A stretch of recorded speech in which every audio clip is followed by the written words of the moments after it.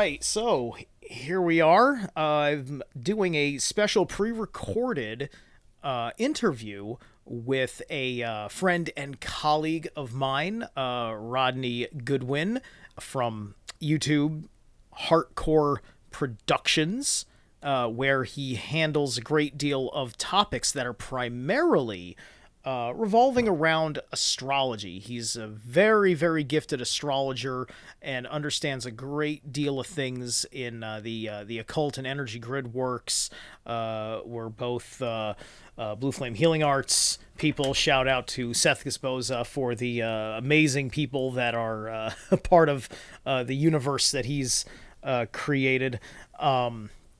And we've been talking, and we've both been really, really kind of like zeroed in our thoughts on this upcoming Pluto return for these United States that we're going to be experiencing through all the hectic turmoil. We've been seeing the manifestations of the pre-wave of all this stuff since last year, which is part and parcel of what many of these things are all about.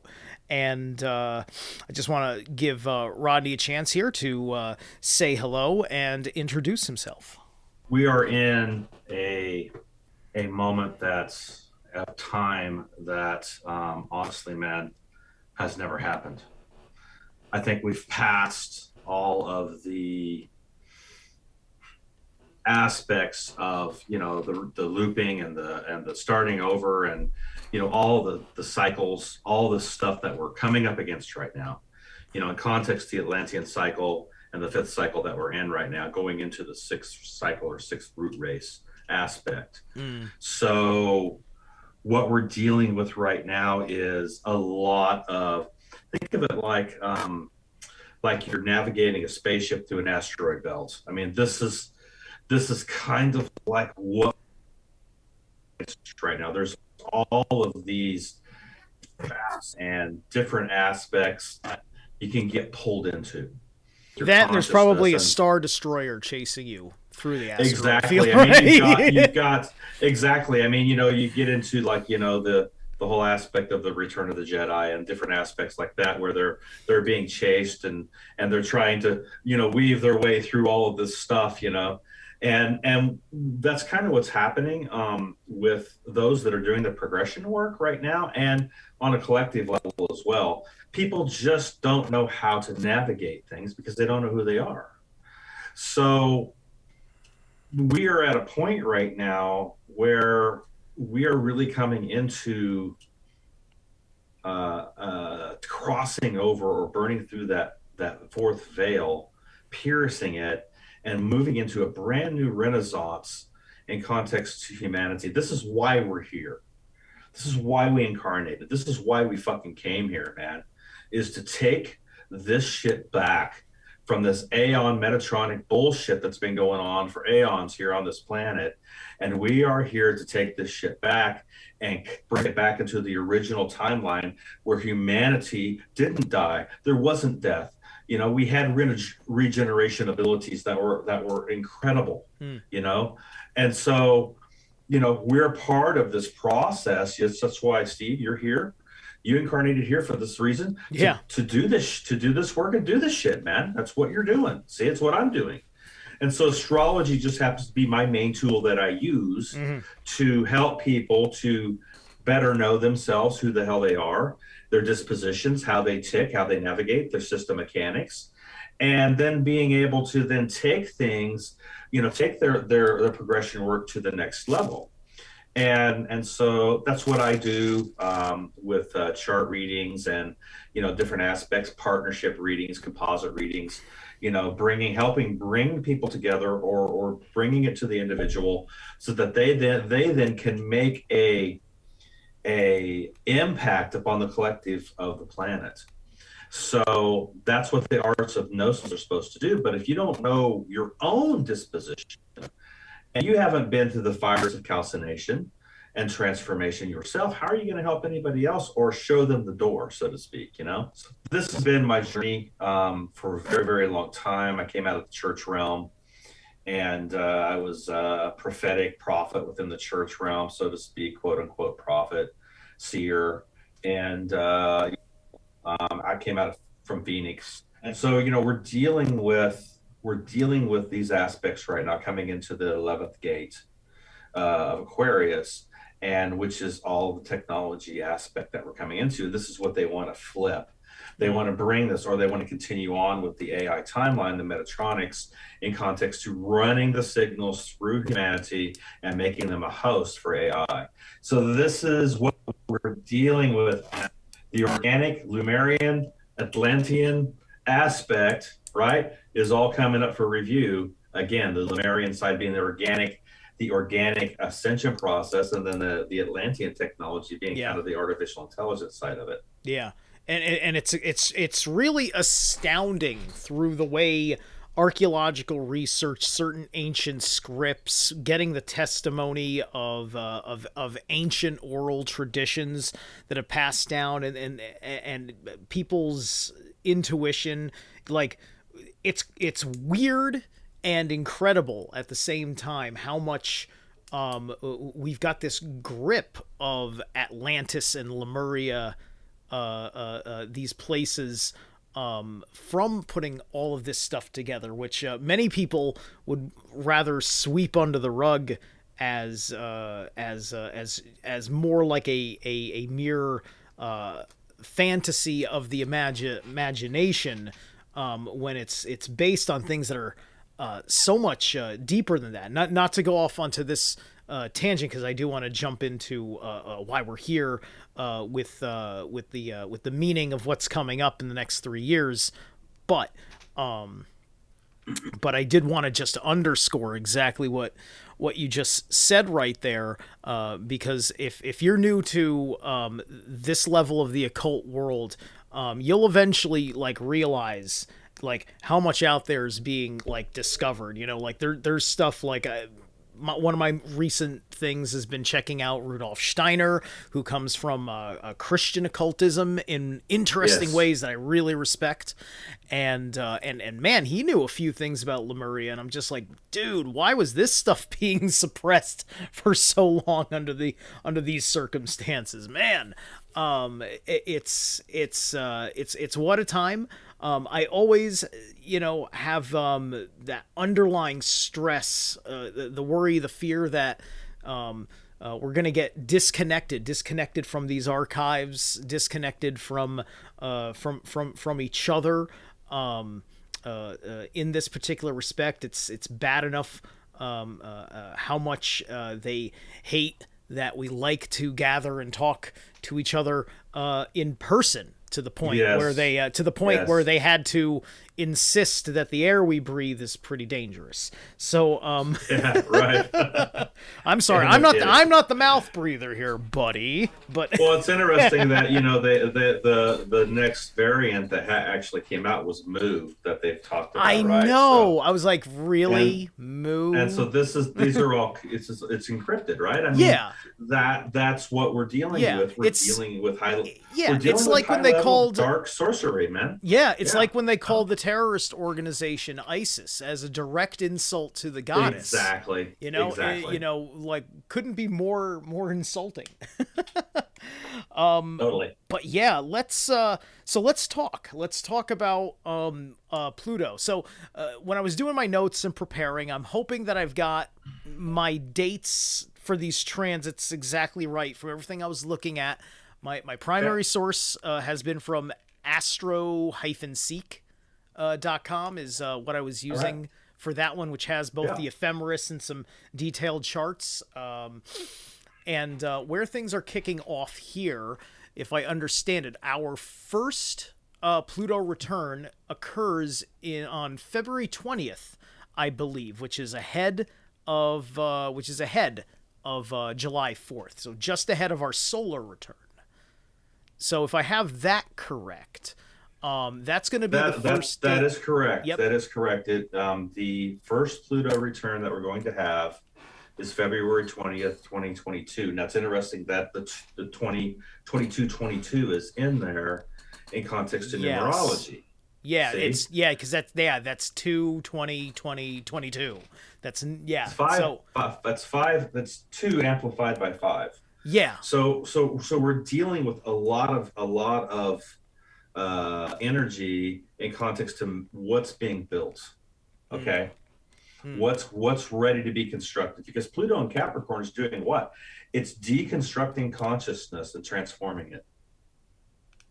Indeed, indeed it is. And also just as a little sub note on it, because I'm always thinking about this stuff when dates pop up that demarcate everything. Because of course, we're counting all of this stuff and marking it on the emperor's work schedule, right? That's our Gregorian Yes, yes, yes, modern calendar, right? So the numerology yes. I know is meant to work out psychologically, psychically, Right, in a certain right. in a certain way. And so I just want to also underscore that I always find that very interesting. Sometimes I worry that if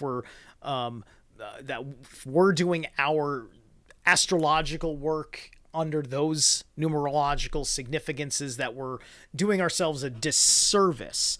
And I don't know if you have the answers for that, but I just want to underscore it just to Well, let the dark one ones know that we're on to their scheme. well, one of the things that like whenever you look at movies and different aspects, they're always throwing stuff in.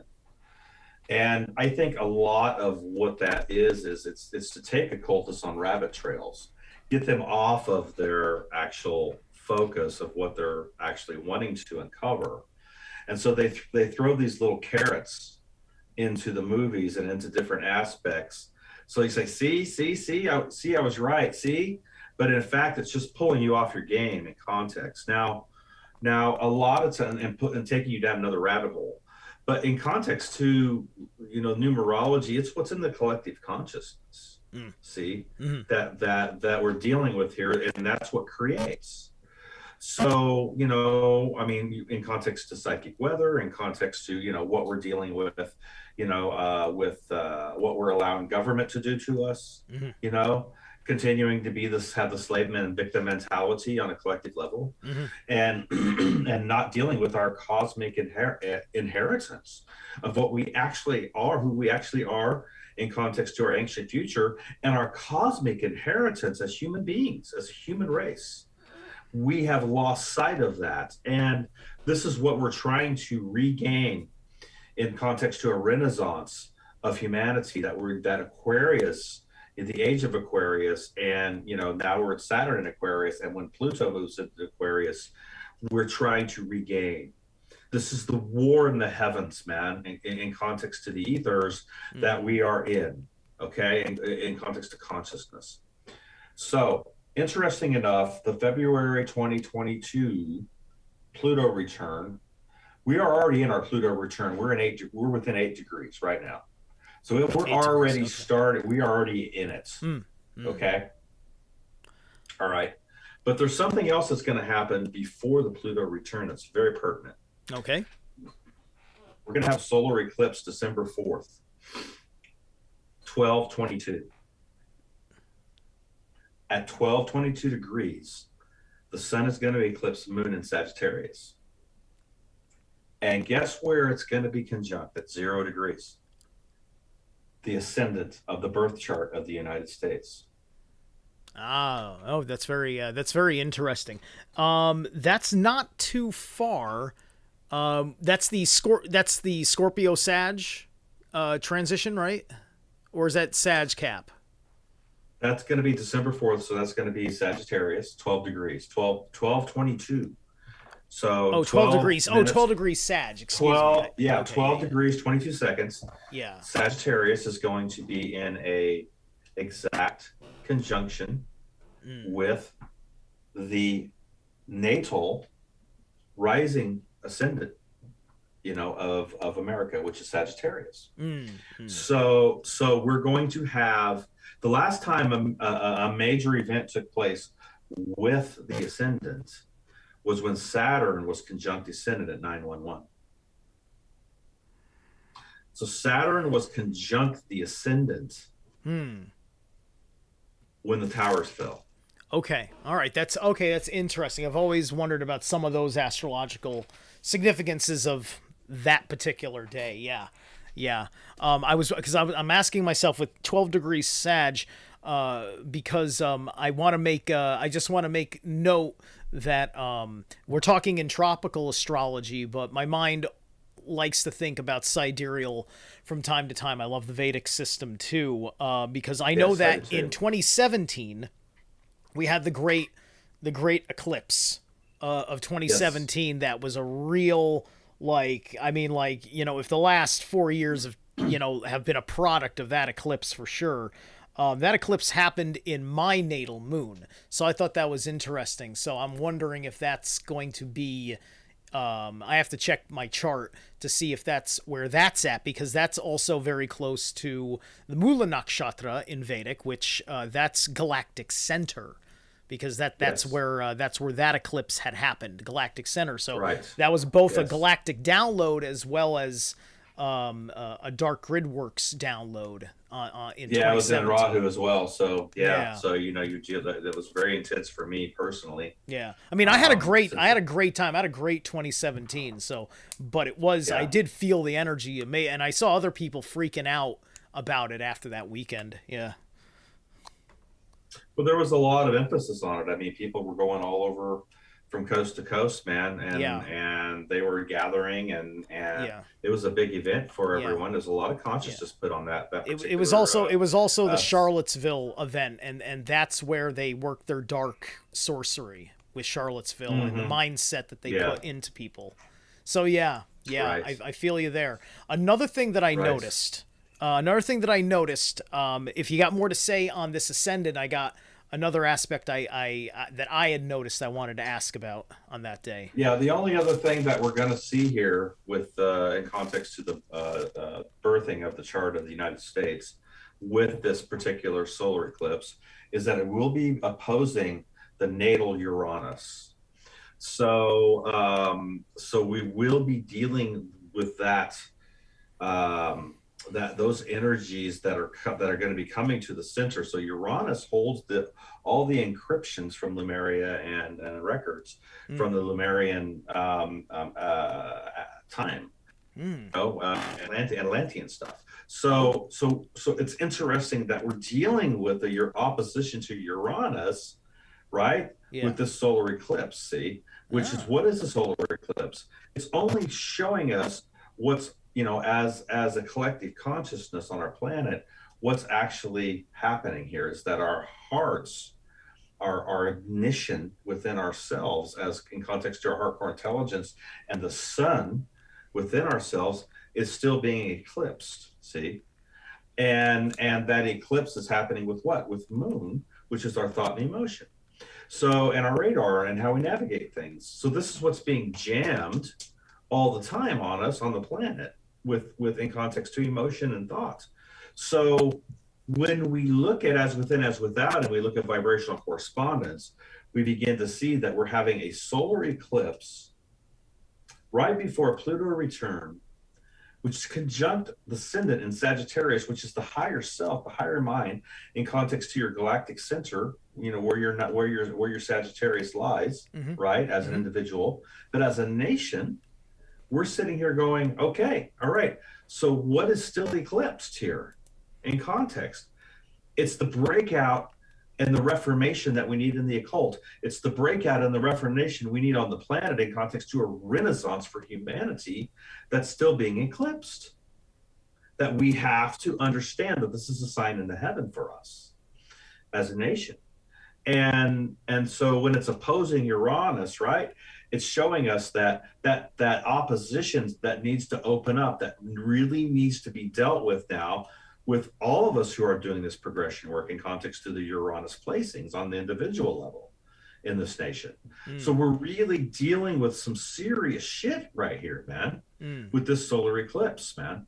And so, and that is, and the fact that it's preceding, right, the Pluto return, when it comes in Yeah, direct conjunction, yeah, is very, yeah. very significant. And that was December we were just talking about, right? December 4th. Yeah, Yeah. December 4th, right. Just making sure. Yeah, yeah. Excellent. Excellent. That's wild.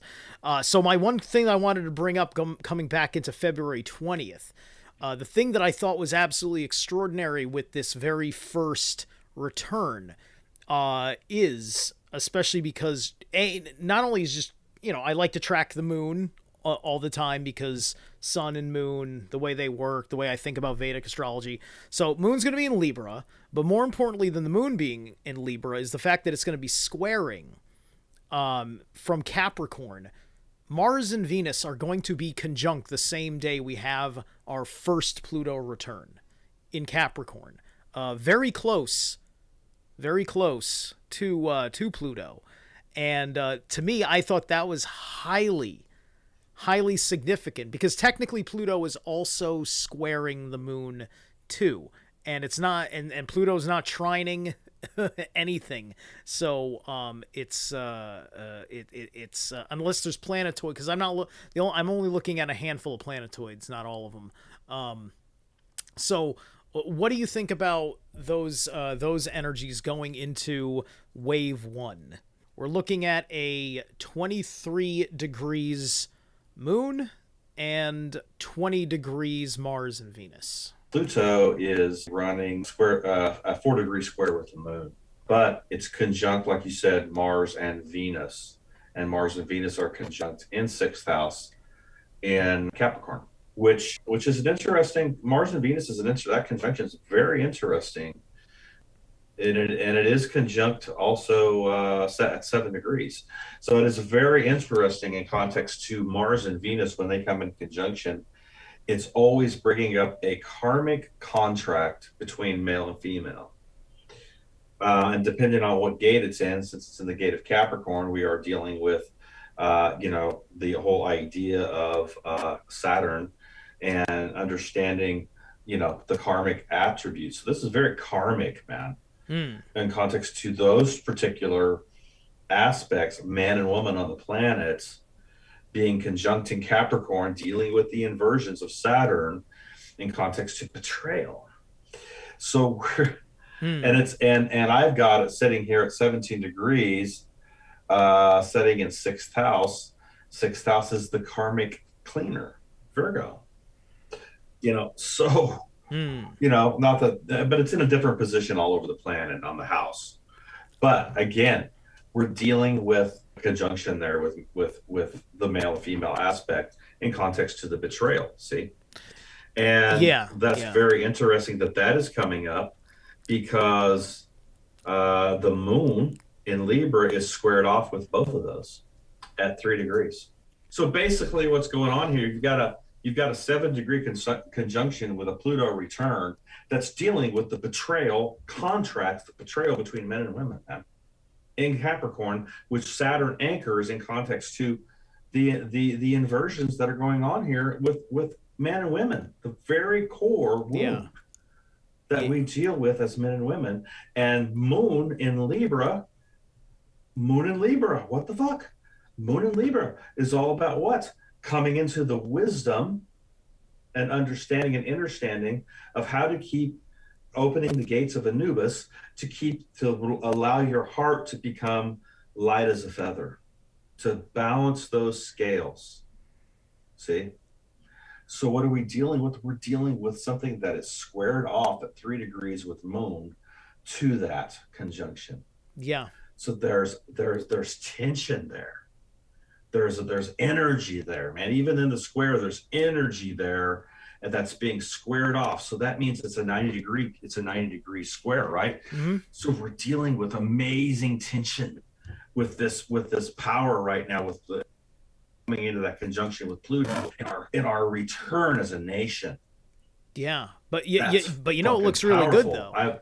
The moon's getting a trine assist from Saturn itself at the same time. So that even so I think that even creates some balance in that tension. Like Saturn coming in to like tell the moon like, yo, this tension's got like a legit purpose. Right. So Saturn is also on the descendant. Mm-hmm. line at that point, which is in Aquarius, which is what dealing with all our individual aspects in our freedom. This is when it's coming into that, that's the internal aspect of what goes on within the collective consciousness, and if we want to deal with it on a collective level. So I always look at as within as without. So the ascendant is what people perceive you as in context, and what you're broadcasting, what you need to integrate and learn from and bring up into your waking consciousness. And then the descendant is what your internal dialogue is in context to what's descending there. See, so the internal dialogue is sitting right on the line with Saturn, and it is trying to moon. So it is kind of like saying, okay, there's tension coming up with a trine from moon, right? This beautiful energy coming up, and then that tension is being bounced back, right, to where? To Uranus from Saturn. So we are really dealing with some major anxious stuff here, man, with this return. It's Interesting. anxious shit. Mm. Yeah. So we are really this is really pertinent, man, in context to what's going on. And the the whole aspect here that Pluto is squared off with Moon at 4 degrees, right? Mm-hmm. And then you've got that happening as well, okay? And then it's conjunct, giving energy to Mars and Venus. This is really telling us that there are still things that need to be worked out with these squares. There's still a lot of tension between men and women, but it's being addressed. That there are actual energies that are addressing this in context to the collective consciousness. It's actually being addressed. Mm. Mm. So this is actually a really hopeful position, that's going on here. And a lot of people are like, "Oh, Pluto, death and destruction," but it's also the phoenix. It's also rebirth to what needs to come forth, what needs to be transformed and then rebirth. So, I'm an optimist. I look at things from a point of view that we have, this is our windows open here, man. We have the ability to really change this as Magi, Grail Shaman line, to really begin to see some significant progress coming into 2022, especially in the next 8 months. Jupiter just is going prograde right now, 22 degrees in Aquarius, and we're getting ready to have a full run through Pisces with no retrograde. And we are on the precipice of some serious catapulted energies, man. That sounds yeah, that sounds really exciting. Um, I think that satisfies me on that first point of order. Because I'm looking at my notes over here now, and so because speaking of retrogrades, it looks like the next important point is that Pluto will then go retrograde about the end That's of right. April, about April 29th. It'll go retrograde. It'll only Yes. be at 28 degrees because this is the beginning of the first swing back that eventually it crosses back over the return point in retrograde, meaning it has to also cross it again when it goes direct, because this is the I've been telling a few people that, dude, Pluto is going to scythe cut thrice over our Pluto return, and then as well as scythe cut thrice over the 0 degrees Aquarius. So, there's a big harvest going on. So this Totally, man. starts over here. So I thought maybe we could talk about what the energies are about that. I find it very interesting. Such a thing is happening so close to Aquarius in the first place, and I felt like that was a pertinent question to ask about it. Yeah. So it'll move direct, and then it'll have its retrograde, and it'll pull back. So we will have a retrograde return. So the second will be a retrograde return. So one of the things that you got to remember with Pluto is even though it's the smallest planetary orb um, in the heavens, it's the most powerful out of all, except besides sun, of course. But Mm. it's the most powerful aspect that we deal with on an individual and collective level. So we will have a retrograde Pluto return pullback. Now, when you're talking return, 8 degrees, is kind of 8 degrees in, 8 degrees out, is kind of like the, kind of like the basis for astrology, so to speak. But when you get into those last 3 degrees, 27, 28, 29, with any planet, the intensity and the amplification factor is like off the charts. So anybody who has a 29-degree or 28-degree, placing with the planet in their chart, Mm-hmm. this is significant to look at because there are certain aspects of mastery that they've attained within that gate with that particular grid work of planetary body. But again, there are still certain things that need to be worked out. Okay. And depending on the aspects that that particular body is being, working with, is how you look at it, how you see it, and then you can go in and you can, dissect it in context of astropsychology. But with, on a collective level in context, one of the things that you got to remember that's going to go on in context of the Western or tropical side is that, and I know Vedic's already in the Taurus South Node in K2, but we're going to be moving into the South Node. That will have a transit from Sagittarius to Scorpio right before this happens as well. Yeah. So we are dealing with that aspect as well. That'll be happening at the end of the year.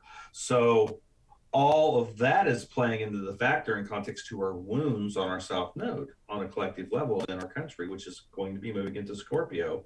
So all these things, Steve, that have been hidden, okay, in context to Pluto and the underworld and all the things that are still buried are going to come flying out, man. I mean, people are going to like drop their fucking jaws. They're going to be like, what in the hell? Why didn't we see this? Why didn't we know this? Right. And then we're going to look, and then half of us are going to look at you like, we're going to look at you just like, and something can, right? And something can only be buried so long, man. Yeah, it's just like, well, like I had suspected this thing forever. If you listen to me, we might have figured it out sooner. It's, right. It's just right.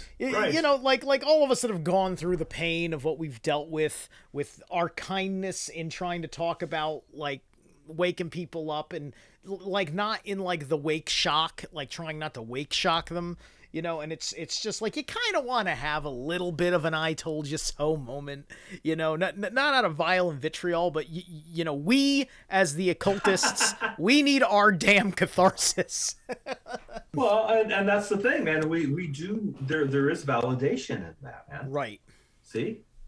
And there's nothing wrong with being validated for knowing or for what you were, presenting or communicating that you were right. There's nothing wrong with that. That's not an egocentric bullshit. That's right. Just saying, hey, man, we were right. Now you really need to listen.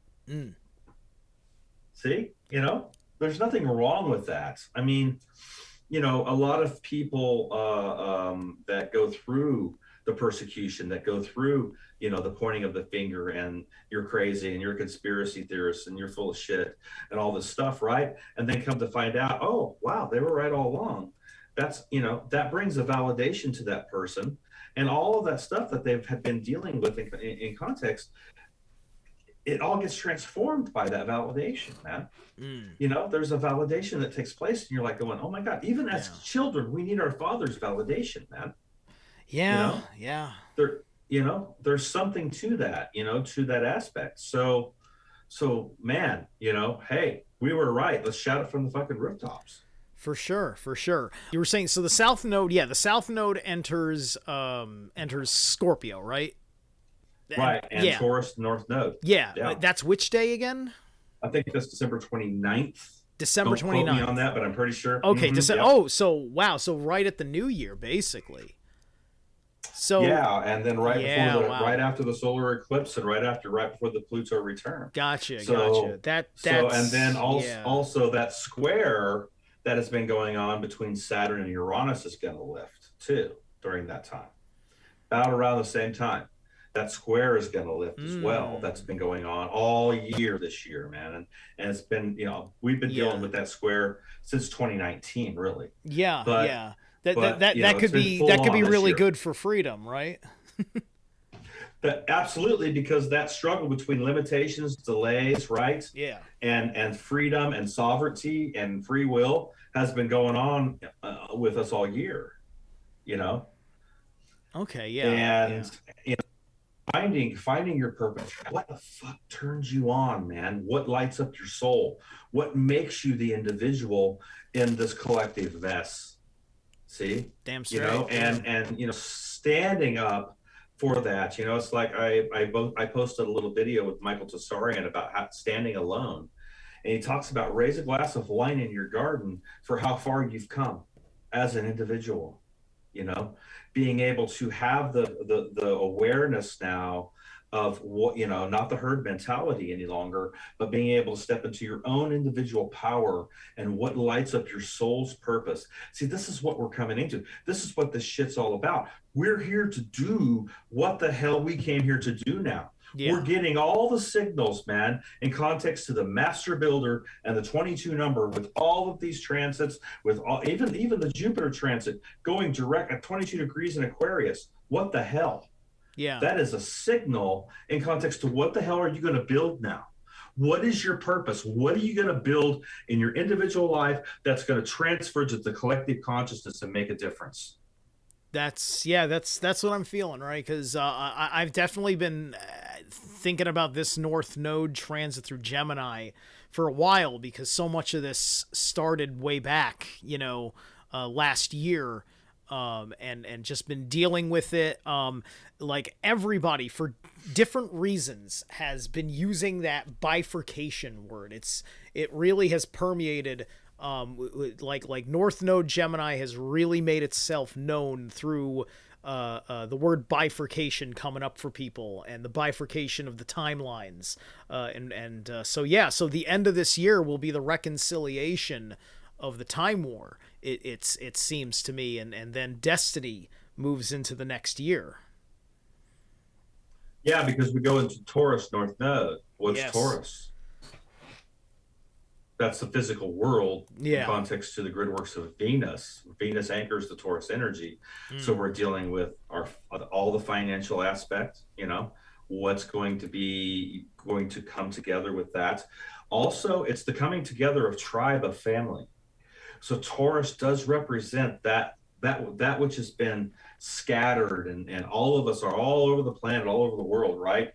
There's a coming together with that Taurus North Node in context to family and tribe.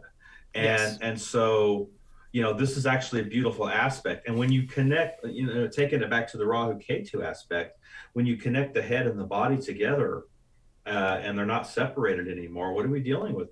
We're dealing with major transformational aspects from Scorpio that are bringing a phoenix cycles to our physical world.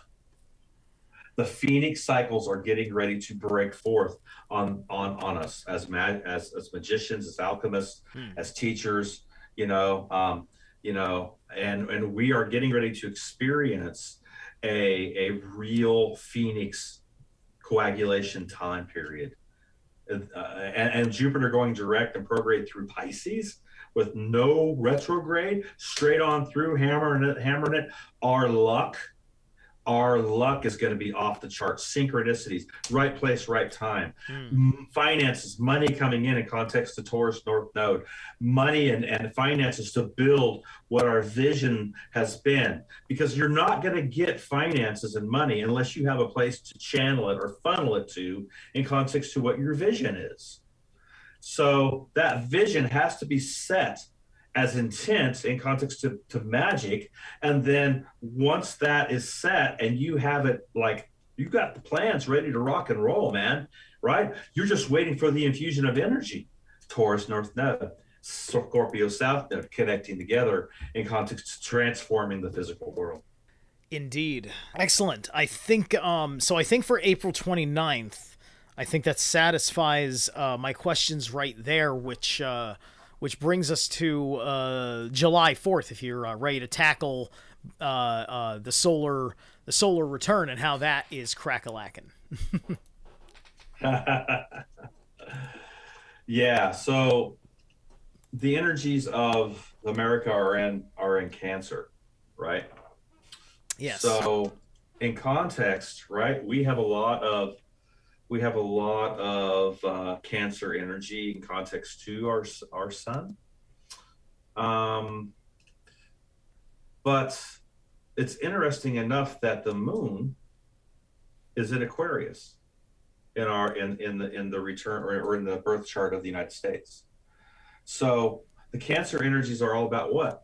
Home, bring us, you're tired, you're poor, you're hungry, Mm-hmm. Statue of Liberty, right? Yeah. Context to, what we've tried to put out there as a nation. Yeah. Yeah. This is a home for all ancestral tribes, you know, Mm. Mm. and so this is what the Cancer energies are supposed to be working with, the lighthouse of intuition, right? We are the lighthouse, the city on the hill, right? I mean, that's the Cancer aspect, to the solar return of the United States. Yeah. And I recently did a video called United States of Empathica, which I was kind of speculating on some of the manifestations for the future of America, because we're an emotion driven country, being that our ego lies in Cancer as such. So I'm just bringing up that yeah, that's been on my mind lately. Please continue. right. But then also in that Cancer energy sets our Mercury. So Mercury is also in Cancer, okay, in context to our communication, what we want to put out there. Thus, the Statue of Liberty, again, bringing that up. What are we communicating to the world? Mm. And and what is the internal dialogue? Well, the internal dialogue in context to Gemini and Mercury, understanding that aspect is is all about, it's very emotional, right? Like you just stated, so it really, there is kind of like this, it's not a conjunction like 8 degrees, because Mercury basically stays around 28 degrees of sun. So it doesn't move out of that position. I mean, it's further space is 28 degrees. So a lot of people who have a Mercury Sun conjunction are very their communication is very bright. It's very what's the word I want to use? It's very intense, because all that communication, all that mind is being moved through the ego Mm. and through the sun, through what's lighting up their world. And so they're very talkative, they like to communicate. And so Mercury and Sun in Cancer is communicating those high level emotions as a nation. And we have a solar return coming on the 4th of July 2022, right in that time frame when we're having our Pluto return, right? Yeah. So as a nation, we're going to experience, because that will also be dealing with the Mercury aspect as well. So we will be experiencing a, it could go either way, man.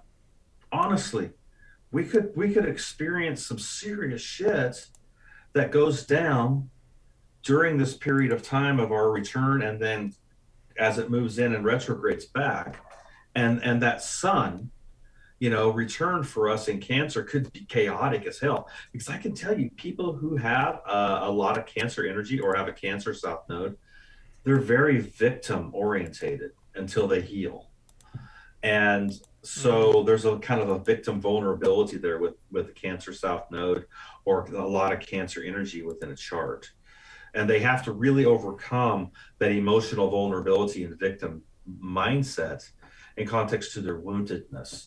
So America is going to have to look at, this year coming up 2022, where the hell are we going? What are we actually wanting to do as a nation? Now, this could bring revolution.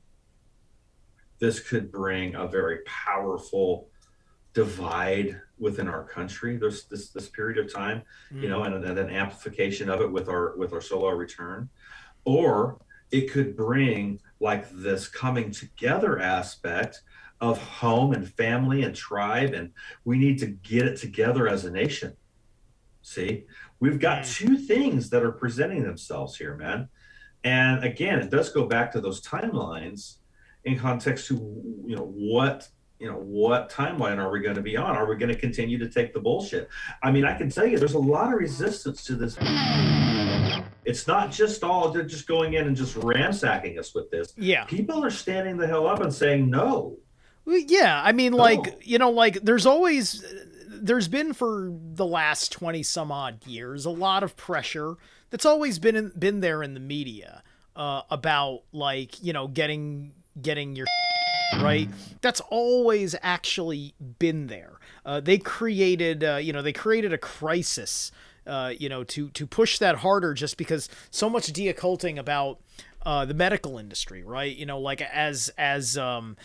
One of the big things that happened, if anybody is out there who was a cannabis activist, cannabis activists in their work in fighting for that freedom, they learned a whole lot about the influence of as a special interest group on your local levels and on your federal level, speaking against it and being, and using very old science about the whole thing and so on and so forth, right? And so big devils like for the smoker are now kind of the big devil for everybody like that, because there's always been a lot of people that have gone out and got when it was a traditional, not this thing that they're doing now, the reptilian anointing, as Mahadeva Thunder Wizard, shout out, likes to call it. The point being that there's never been this overt threat to your livelihood. You are a pariah of society, like outright. Yes. as national policy for certain places, and certainly corporate policy in other places, and yes, and you're just seeing people that have just laid quiet about their personal choice. They don't like the stigma of being labeled this thing or the other, and they were never interested in doing it before. They're not interested in doing it now. They quietly understood that this was an overreaction, and that also, there's no way that they developed this in less than a year, and it to be considered trustable, because the assumption is it takes about a decade, which by then it's a moot point. In a decade, for all realities. As well as I do that exactly. This has been developed for a very long time, man. This is not just something Your society deals with your society deals with that exposure for a decade. By the time there is a treatment or a preventive that is specifically designed for that particular thing, right? And these are the minor these are the minor details that are just like what all conspiracy theorists and occultists go through, right? And so that's what we're talking about. We're talking about all of these kinds of things, coming up to the surface in a way that creates a new paradigm shift. We hope that we as a collective are that much wiser, because we've had horrible standards of trust as a collective globally, and now that needs to change.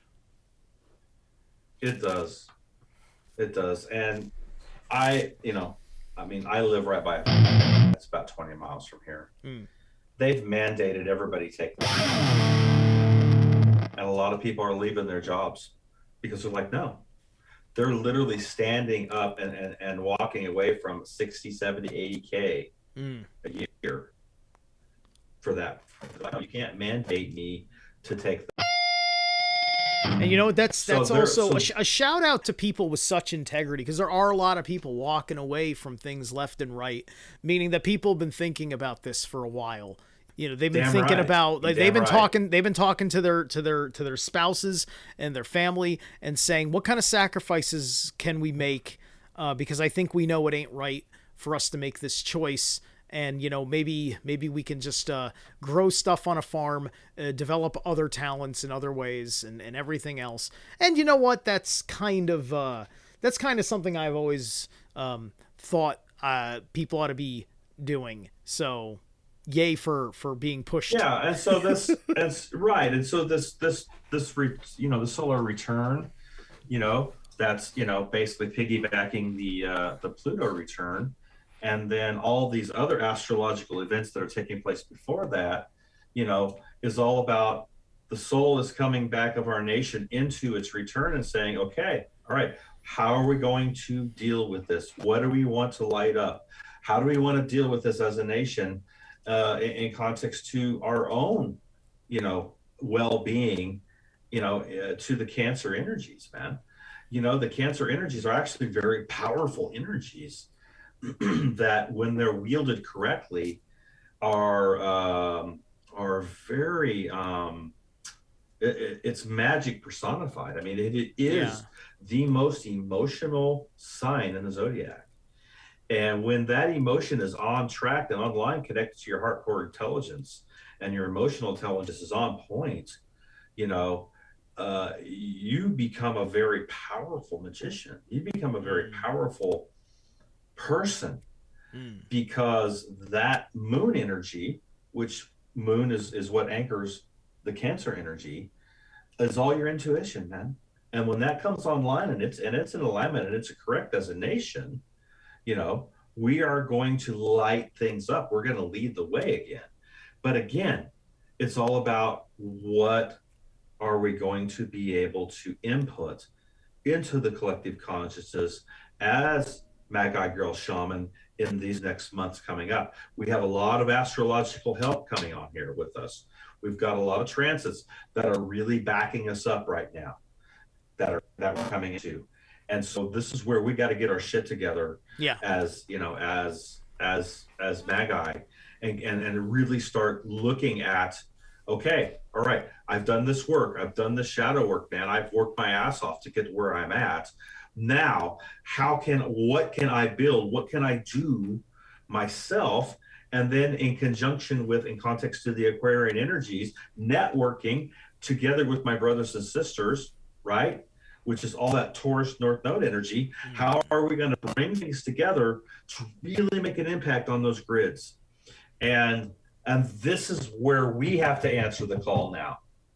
There's no more bullshit.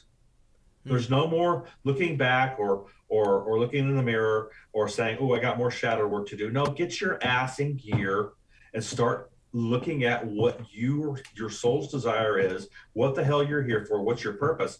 Get connected with other people, leave your differences behind, and connect with other magicians, with other magi, with other brothers and sisters that have the same scope of vision, and let's get something going here. Because it's time, man. It's time to build.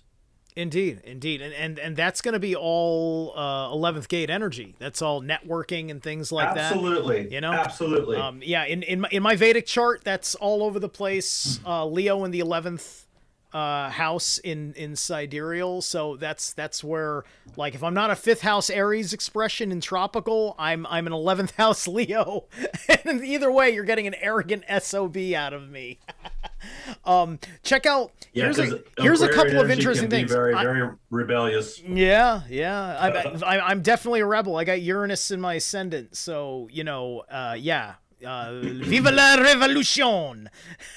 Check out I'm looking over here. I'm looking at the transits on the 4th of July, comparing the sky on the 4th of July with America's natal chart, positioned between Philly and Washington for those accuracies. And Saturn is going to be conjunct America's natal moon on July 4th. Okay. You're going to have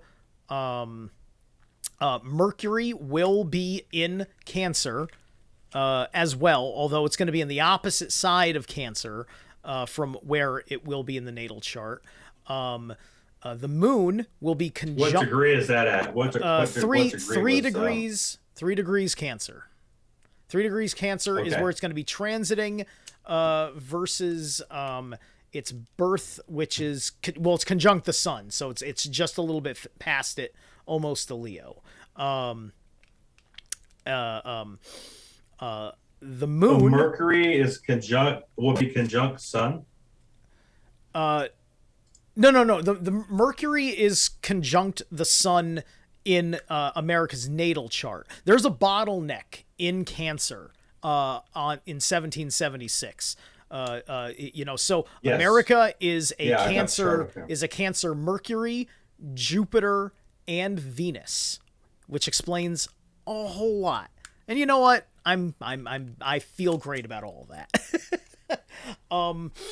The moon will be conjunct America's not quite an exact conjunction, but it's in the area of Neptune. But it'll be slightly more conjunct Black Moon Lilith. So I thought that was kind of okay. I thought that was kind of interesting, especially because Black Moon Lilith is going to be nearly conjunct the sun next year on the 4th. So all those little things going on, I thought were fascinating and pertinent. Yeah, I have not looked at the solar return. Okay. But in our natal chart, Venus is conjunct Jupiter at 3 degrees. So in Cancer, so in context to the USA natal chart, so that's the expansion of all of the Venus energy, which we're dealing with all the compassion, all the love, all the compatibility that Venus brings. So that that's opening up the heart, right? So and that's what's being expanded in context to Jupiter, with the consciousness being conjunct Venus, right? But interesting enough, with that energy, Mars runs in Gemini in 7th house, which is very interesting because that's all of that Mars action and communication to the Libra energies.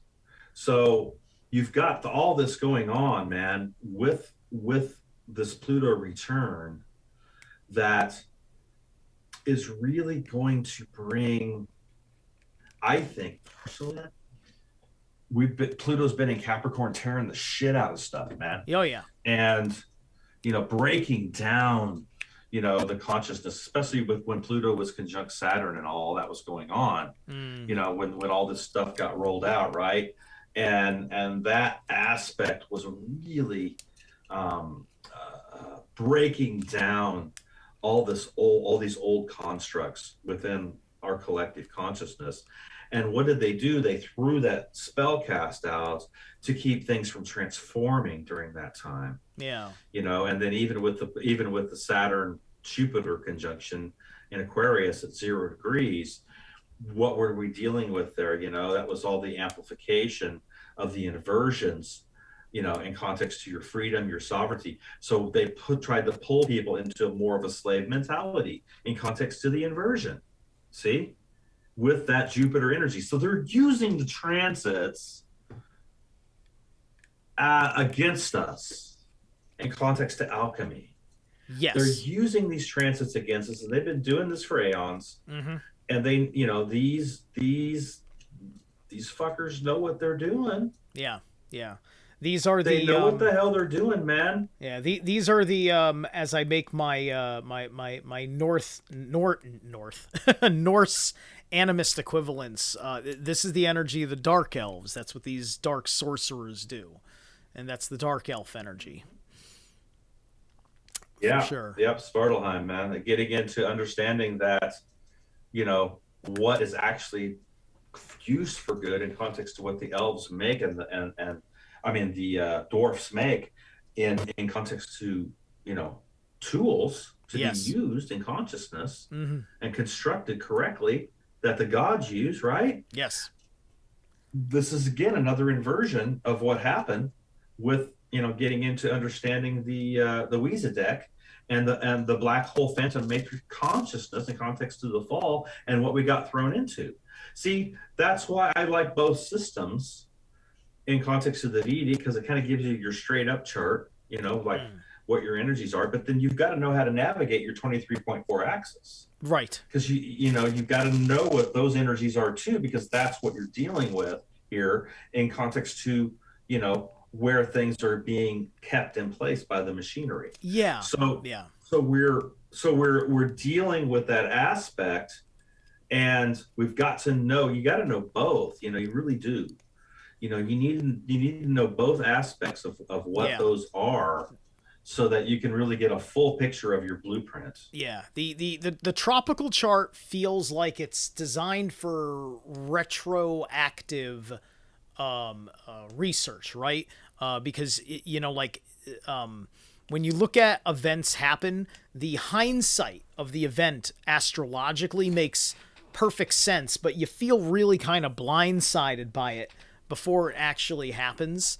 But like Vedic seems to be a little bit more on point, right? And it's just a question of having Vedic astrologers who know how to work with the outer planets. I think that's really Yeah, important, yeah. and I think getting doing better than the way they do the houses, at least in the way they write up the chart, because you know they're doing whole house, and you know, like that doesn't necessarily cut it, because a planet is definitely can be on one side of the chart and have a different expression from a different house, same sign, different house, and vice versa, right? So there's a couple of flaws that are significant that each system has. But I've always worked with trying to reconcile those, and so I kind of look at my tropical chart as you know, that's me in my werewolf mode, right? That's me hulking out. That's me letting the beast out. You know, because you know there I'm the fire magi, but when I'm in my Vedic expression, I'm the water magi as a sixth house Pisces. So I've got that Virgo energy. You know, like it's literally like the chick who keeps the Hulk from going Hulk. You know what I mean? So I got that Yeah, going on. right. Yeah, Yeah, yeah. yeah, yeah, I So got you, man. Yeah. so I'm pretty darn satisfied with looking at the fourth. Now we have to go look at all the nonsense that happens throughout the rest of the year. Are we ready for that? Ready for that? Well, I think we're honestly, I think we don't know. You don't know you're ready, man, until you face the giant, until you face, you know, whatever challenge that comes into your waking consciousness, whatever's before you. Yes. I meant, are we? This this is I always a meant, are we ready to go to the next date on the chart? But well, that was a great okay, well, let's get into existential. it though. That was a great existential answer. Let's get into it, man. All right. How do you know that what your abilities are until you're challenged to pull on them? See, there's got, you know, the challenge presents itself, and either you face the fear of it and you draw upon the deep roots, the deep water, the deep fire within you to create, or you deny it and you turn from it and you walk away or you run away in fear. So as a collective consciousness, we have to find our courage, man. We have to find our strength here that is going to bring us into a place where we can face what is coming and face it with absolute courage and no fear of death. Mm. And I think that as as a lot of us that have done this work, we understand it now. I think there's an understanding that's actually taking place with, with people who have been doing this progression work for a while, that, we're not going to compromise. We're not going to lay down our swords. We're not going to, allow this manipulation to take place with us. And so, we're going to know if we're ready when we're faced with the absolute challenges that are going to present themselves. Fuck yeah. Indeed, indeed. With that, we're ready to look now and take a look at the Pluto shenanigans that are going to continue over this mark and the Aquarius mark over the next year after July 4th, because the ride ain't over, kids. No, it's not. It will be 2 degrees. Okay. July 11th will be the second return. This whole period of time has got the North Node is conjunct Uranus. It was also basically conjunct Uranus on the 4th, because both of those are so slow. So all of that is going on in Right. Taurus at the same time. And at this particular point, Mars will have entered Taurus. It's not conjunct yet, but it's sharing that second gate. Right. And this is, you're talking about which date are you talking about here? That's on July 11th. Okay. So we're dealing with the July 11th retrograde Pluto return. Just want to make sure that's where we're at. Yes. That's when we're that's Okay. when we're back in that Gotcha. 20. That's when we're back in that pretty much exact Gotcha. 27-degree mark. Yes. Sorry, I was Gotcha. afraid it was going to be Okay. too All right. complicated. No worries, man. I got it. No, I got it. I got it pulled up. Okay. All right. So go ahead, man. Go ahead and get into what you were. Yeah. what you were wanting to get into. Moon will be in Capricorn with Pluto on the 13th, and it'll be opposite. Mm-hmm. It'll be opposite the sun. It'll be trining the North Node Uranus. I don't know what it means on a chart when it's got the dotted blue line. It looks kind of like a trine. Maybe it's in the shadow of the trine. It'll be trining Mars. Right. It'll be trining Mars. So we're going to have the return again, trining Mars. So that's going to favor our thoughts and emotions towards our willpower. So that could go Yes. that could go kinetic.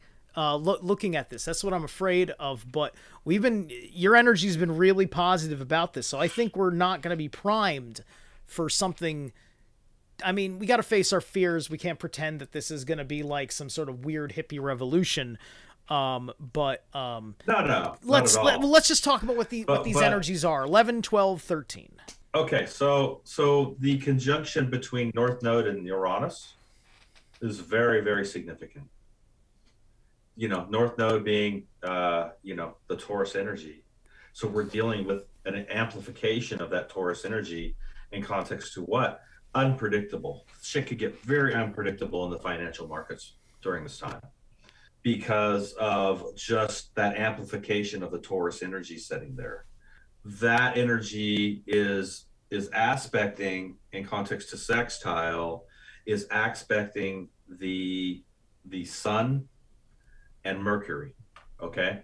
So this could be actually a saving grace here because that sextile is a very beautiful communication between planetary aspects there on a collective level. So, sun sitting in that Cancer energy and being, pretty much still conjunct Mercury is, things could really open up in context to communication, and things could really start to flow.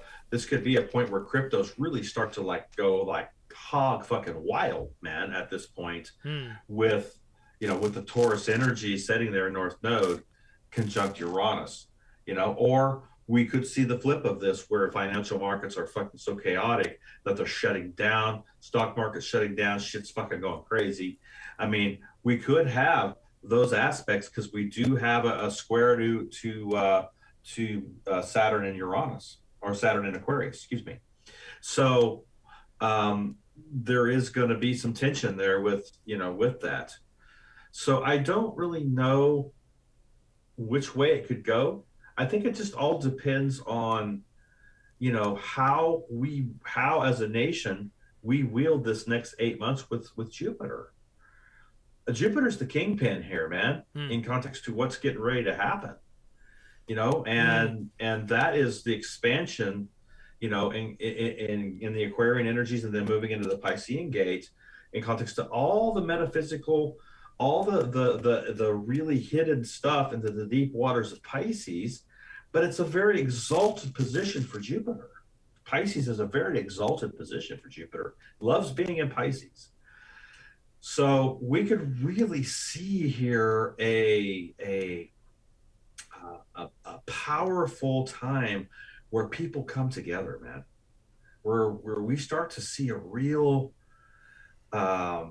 charge for tribe and people coming together, and ideas coming together and be constructed and form in context of Saturn Aquarius, the higher vibe aspect of Saturn, and bringing together all the air magic that could be constructed here in consciousness to build something.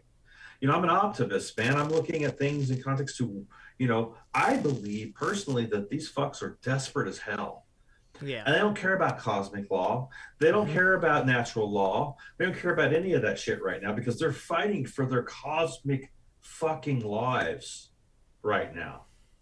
Yeah. Yeah. That's why they're so desperate, man. Mm. They're, and think about it. I mean, this is where we have to turn up the heat, man.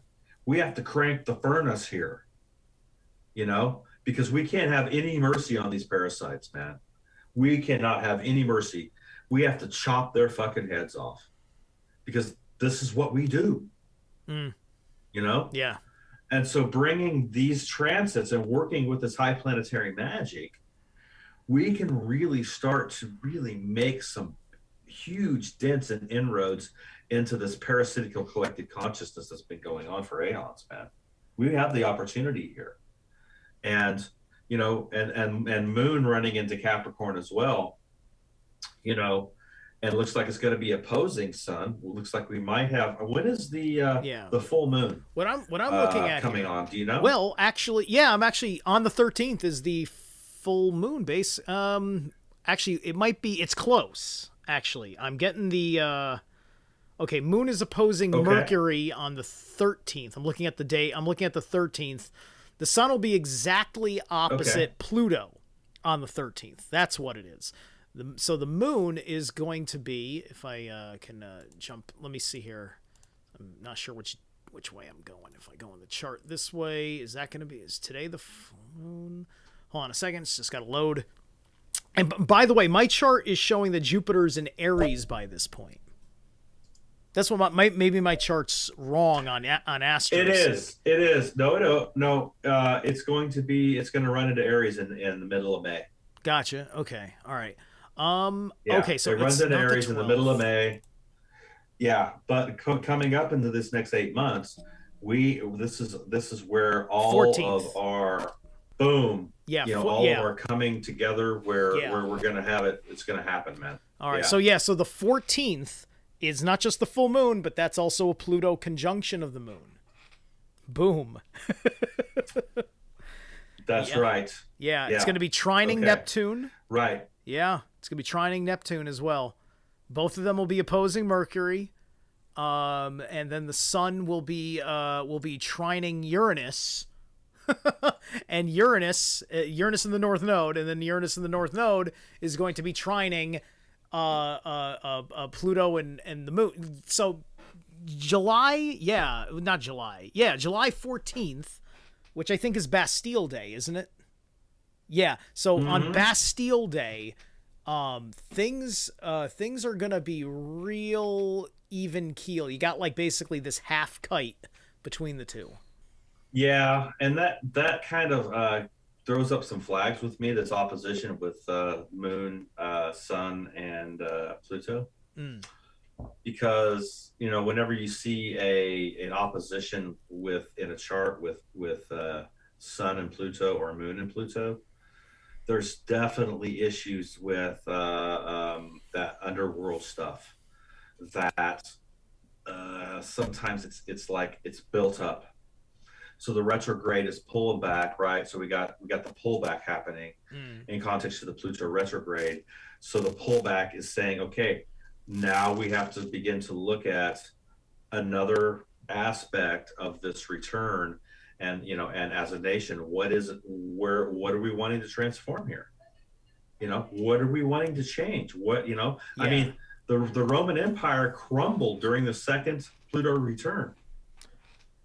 Gotcha. So yeah, it also had a crossover the year of its Pluto return too, or you're just saying the second year, like 400 some odd years later, you mean? The Pluto returns are every 248 to 50 years Yeah, yeah, for a gotcha, nation. gotcha. So you're So talking about like the after Roman 500 Empire, years. Yeah. after their in their 500 years, when they crumbled, man, the empire came down, Yeah, yeah. and it was during their second Pluto return, man. Yeah, yeah. So Now, was that Pluto return these are happening? Yeah, yeah. So, right, right. Like, we have the opportunity to talk about, like, this stuff is going to be on a lot of people's minds because we're going to be celebrating the 4th of July just before all this happens. We're going to be in the wake of that, right? right. People are already talking about this stuff. You're talking about the Yes. crypto blowing up, right? So yeah, and the crypto is blowing up, which is a more fictitious currency than what is the the American like military's backed US dollar, right? So it's kind of about Well, yeah, there's more of a concern about the It could crash happen. of that. Yeah. That's what I'm talking about. That could happen. It could be a blow up of it, where I had a dream a few months ago that Bitcoin went to 6,000. Interesting, interesting. I don't have those kinds of dreams. And, My last dream, and my last dream, I was Thor, and I went on a date with like Freya. Basically, that was my last dream. I don't dream about money like that. That's a good dream. Yeah, I made a YouTube video about it. Go watch it. Yeah, but literally, like with this transit with the North Node and Uranus conjunct, I mean, we could see a blow up in unpredictable things taking place in the financial markets. So during this time, I'd be very cautious with investments.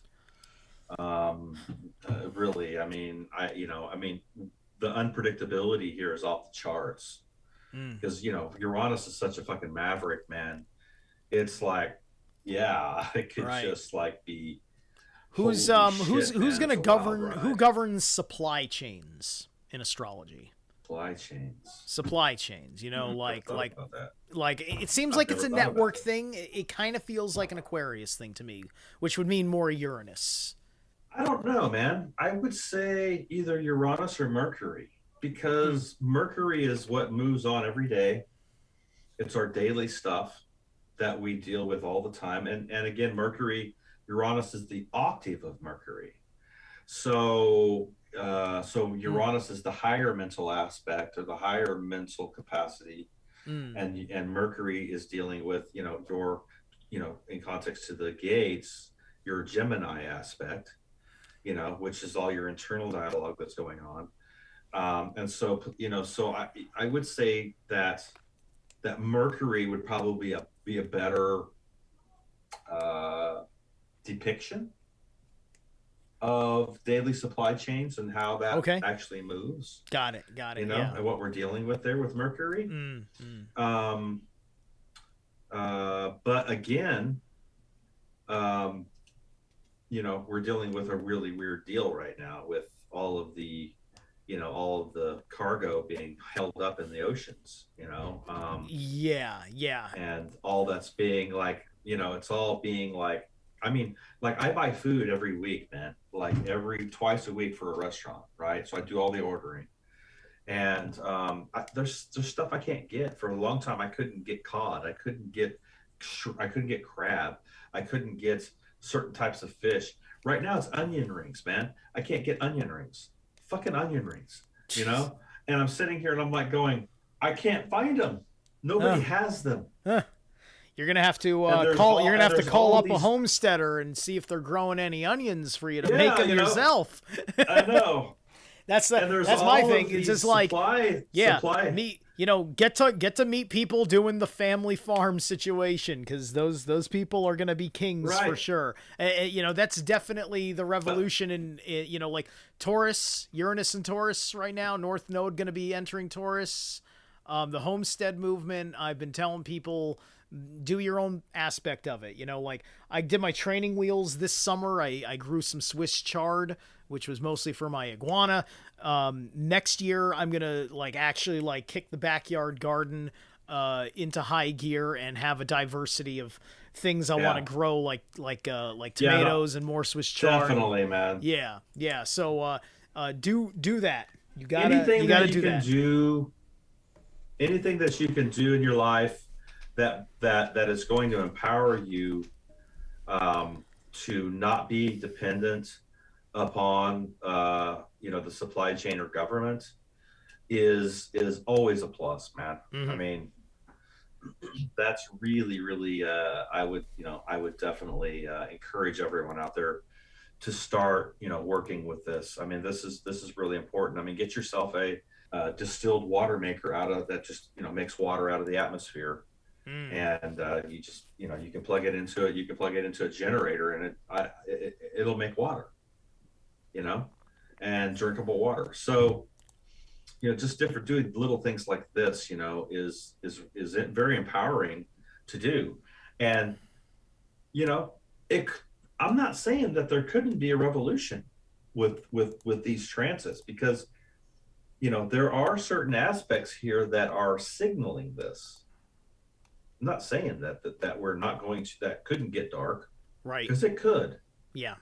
And it's best to be prepared, and ready for whatever comes your way, than not being prepared and then being caught with your pants down, man. I mean, that is just wisdom. That's just, we're not doing it out of fear. We're doing it out of wisdom. I mean, there's a difference. Yes. For sure. And, this has been a time where have you spent this time listening to people with wisdom and taking seriously the paradigm shift, right? If the obvious abuse that the world has gone through since last year hasn't brought you to saying, I need to listen to new advisors, then I don't know what to tell you anymore.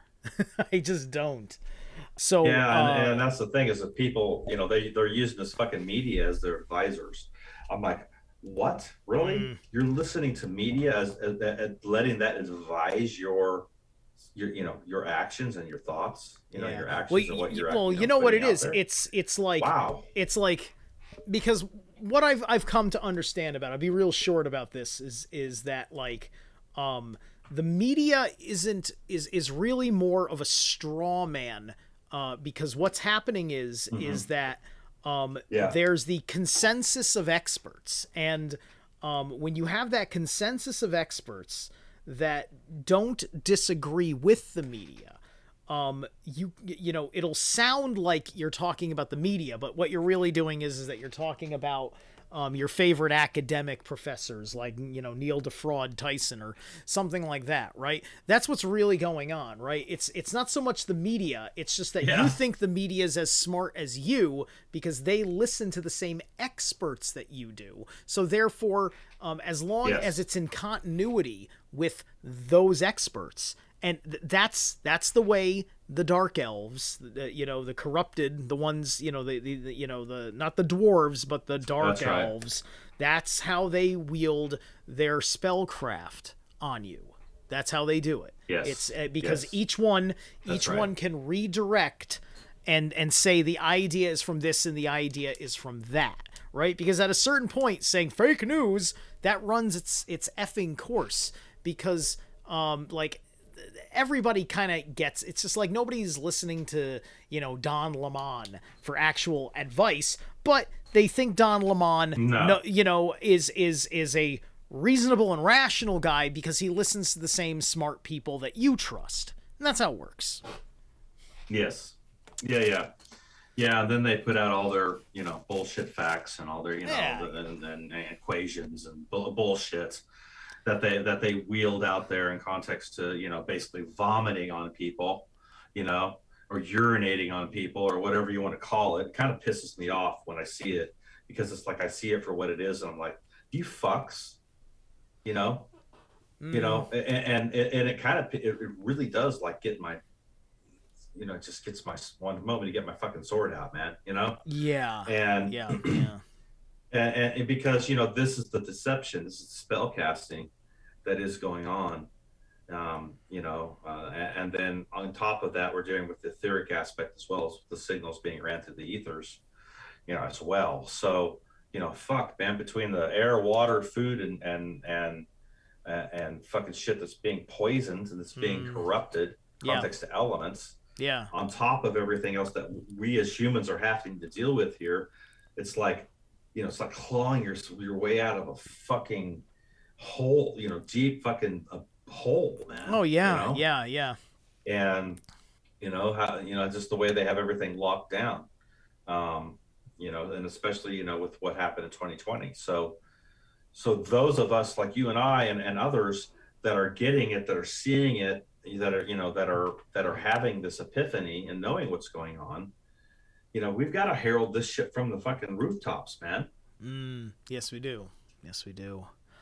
Um, yeah. So, Watchman on the wall, right?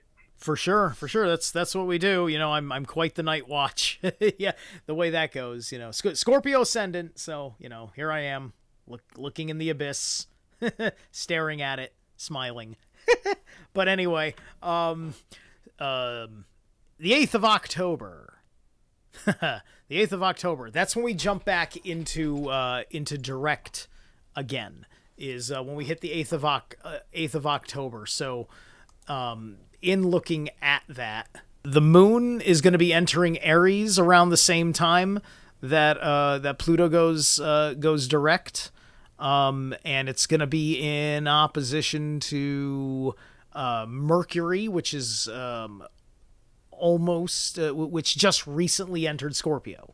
So there's Yes. no, I'm sorry, Virgo, got that backward. It's almost out of Virgo. Yes.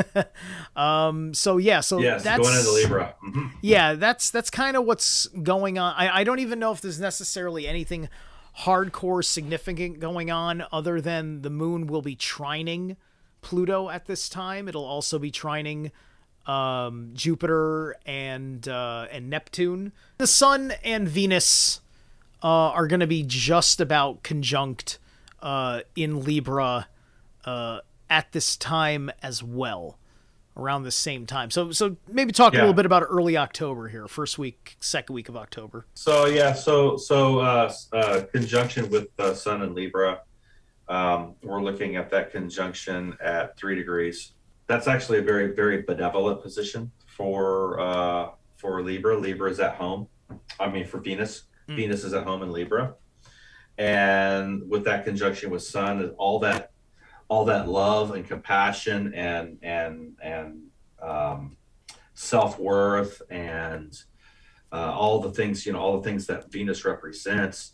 The goddess, the feminine aspect, the dealing with the all the beautiful garden aspect in context to the Empress, we're dealing with is being amplified with Sun.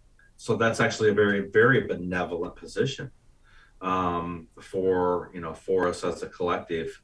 And then being in Libra, of course, that's all about finding your balance and harmony and allowing your relationships to come into congruent, being congruent with your relationships, letting things flow. So this is actually a very beautiful, benevolent position that's taking place, with those two aspects. Also dealing with a conjunction with Jupiter and Moon in Aries, and that conjunction is at 0 degrees. This is all the expansion of cardinal fire, man. All the warrior aspect also taking place, that's being expanded in context to, thought and emotion, the radar aspect, dealing with that Aries energy within your nervous system, and so that's also being amplified. So, those kind of look like they're opposing energies in context, which they are. But again, we're dealing with the feminine and masculine force here as well. So, and then we also have an opposition with Mercury here, okay, Mm. that's ending its transit in Virgo at 27 degrees. So literally we're seeing, this, this disconnect with communication.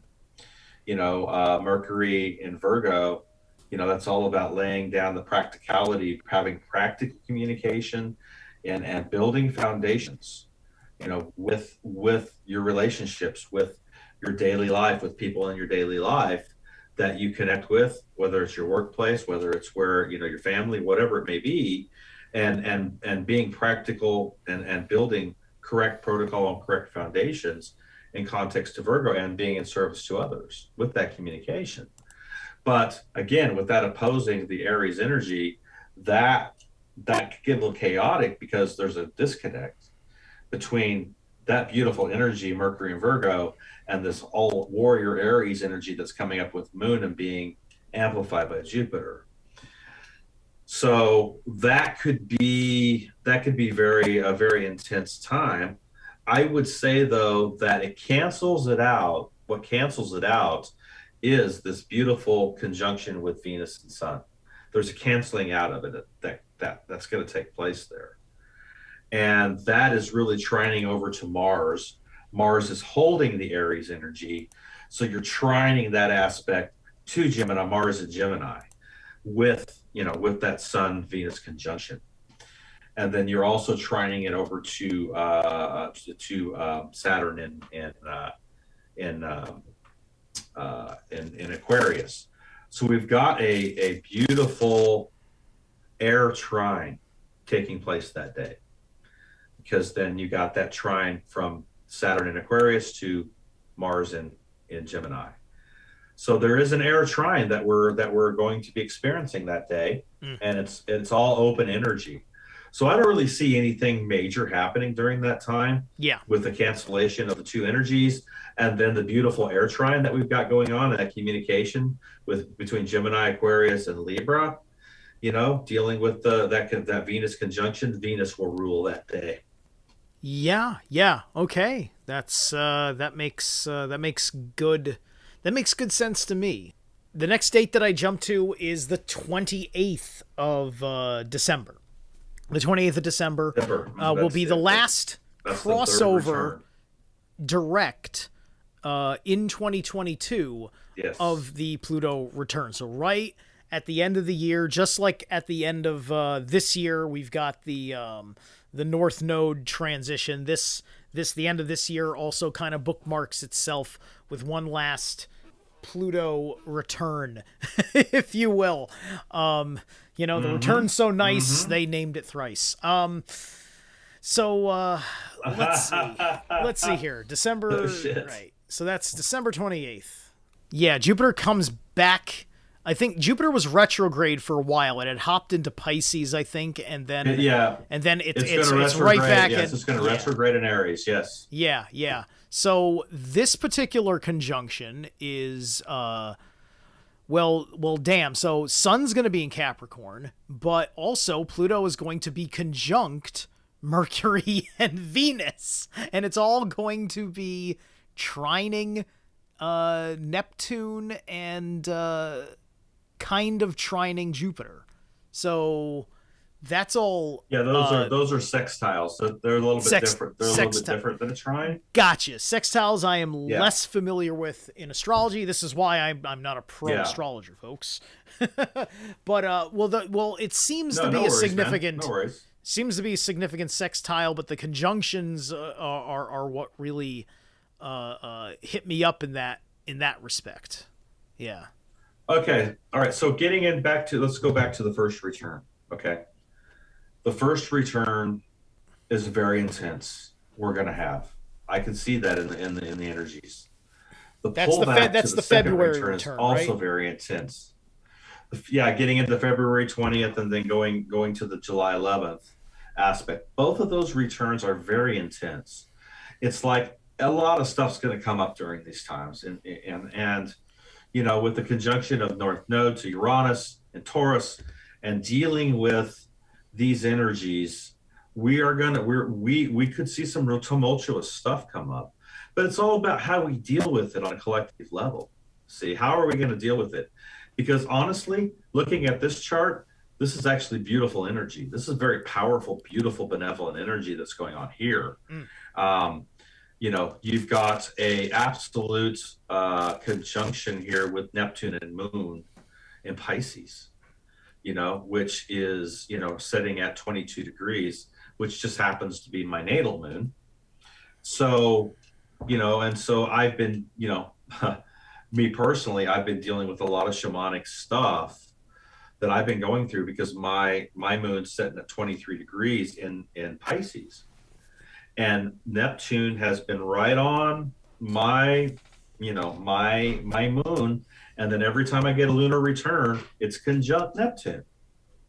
So I've been dealing with a lot of old stuff that's been coming up within me with these transits for me personally on the individual level. It's one of the reasons why I went through, kind of got sick and went through that physical purging aspect, because I really had to go back and with some health issues that I had before in a 5-year period, and I had to go back through and relive that shit, man, and clear out the fear, clear out face all that, and clear all that out during that time I was having these elements, and and then I come up out of that underworld now, and now it's like I'm rebirthed, man. And I went through a kind of a shamanic death there for a period. So when you have this conjunction with Moon and Neptune and Pisces, it is making us, and it's sextile Pluto with Mercury and Venus setting there as well in conjunction. We're really dealing with all these planetary aspects, and then you got Jupiter also sextile, just moving back into Aries, it looks like. This is all about really looking at what are we wanting to construct here, because the heavens are telling us that we need to take this energy of Pluto and start to build compassion, start to build love, start to build, those grid works of Venus, balance and harmony and relationships and coming together. And the communication needs to be, in context to, not a harsh communication, but in that conjunction with Venus, right? And all that sextiling up to our shamanic energy in context to in conjunction with Moon and Pluto, and being amplified by the fire of Aries, Jupiter and Aries. So you got fire and water sitting here with Earth. So this is all about, really, this third return is all about looking at, on a collective level, where do we want to put our power and our construction of consciousness now. So there may just be those first two returns may be very tumultuous, but this third one really is really not as intense. Okay, all right. That's pretty good to know. A couple of beatings there. But yeah. With everything that we've been talking about, we just wrapped up all the 2022 fun stuff. Now we get to move into 2023, where we get to talk about Pluto crisscrossing Aquarius 3 times. So this kicks off. My first date is my first date is 24th of March, 2023. And it involves, what I noted here is that Venus is going to be, I said the word dignified, so I think I was right about that. Dignified in and conjunct the Moon and Uranus on March 24th. Yes, I see that. It's not too close to Uranus, but that depends on the time of day. Anyway, so like earlier in the day, it would actually be closer. Yeah, but it's at 6 degrees here. Mm-hmm. So it is conjunct. It's within the it's definitely. I mean, there's definitely an astrological significance here. In context. We have a decent amount of conjunction activity all happening on one side of the chart as it stands, because you've got Jupiter is almost on top of Chiron in Aries at this point. Chiron's Yes, the main right. planetoid or asteroid that I follow. There's the conjunctions that I just mentioned. It's actually a It's actually a planet, man. It's actually a planetary body. Chiron. People call it an asteroid, but it's actually has been, and I believe still is, a planetary body. Okay, all right.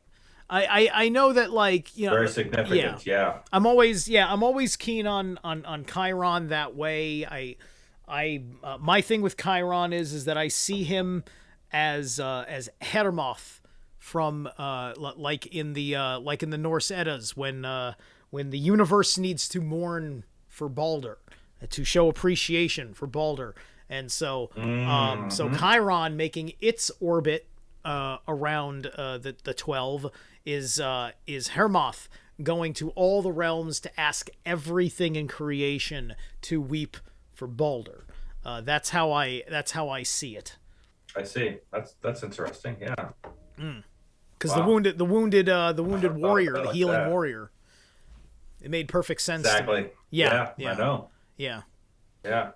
So Chiron is the very ancient wounds, but it's also the gift too. So that presents itself to us, and it's also connected to Ithacus, which is the 13th gate. So this is actually a point of ascension. People don't realize it, but Chiron is a point of ascension in context to the dragon aspect, and the return of the 13th ether.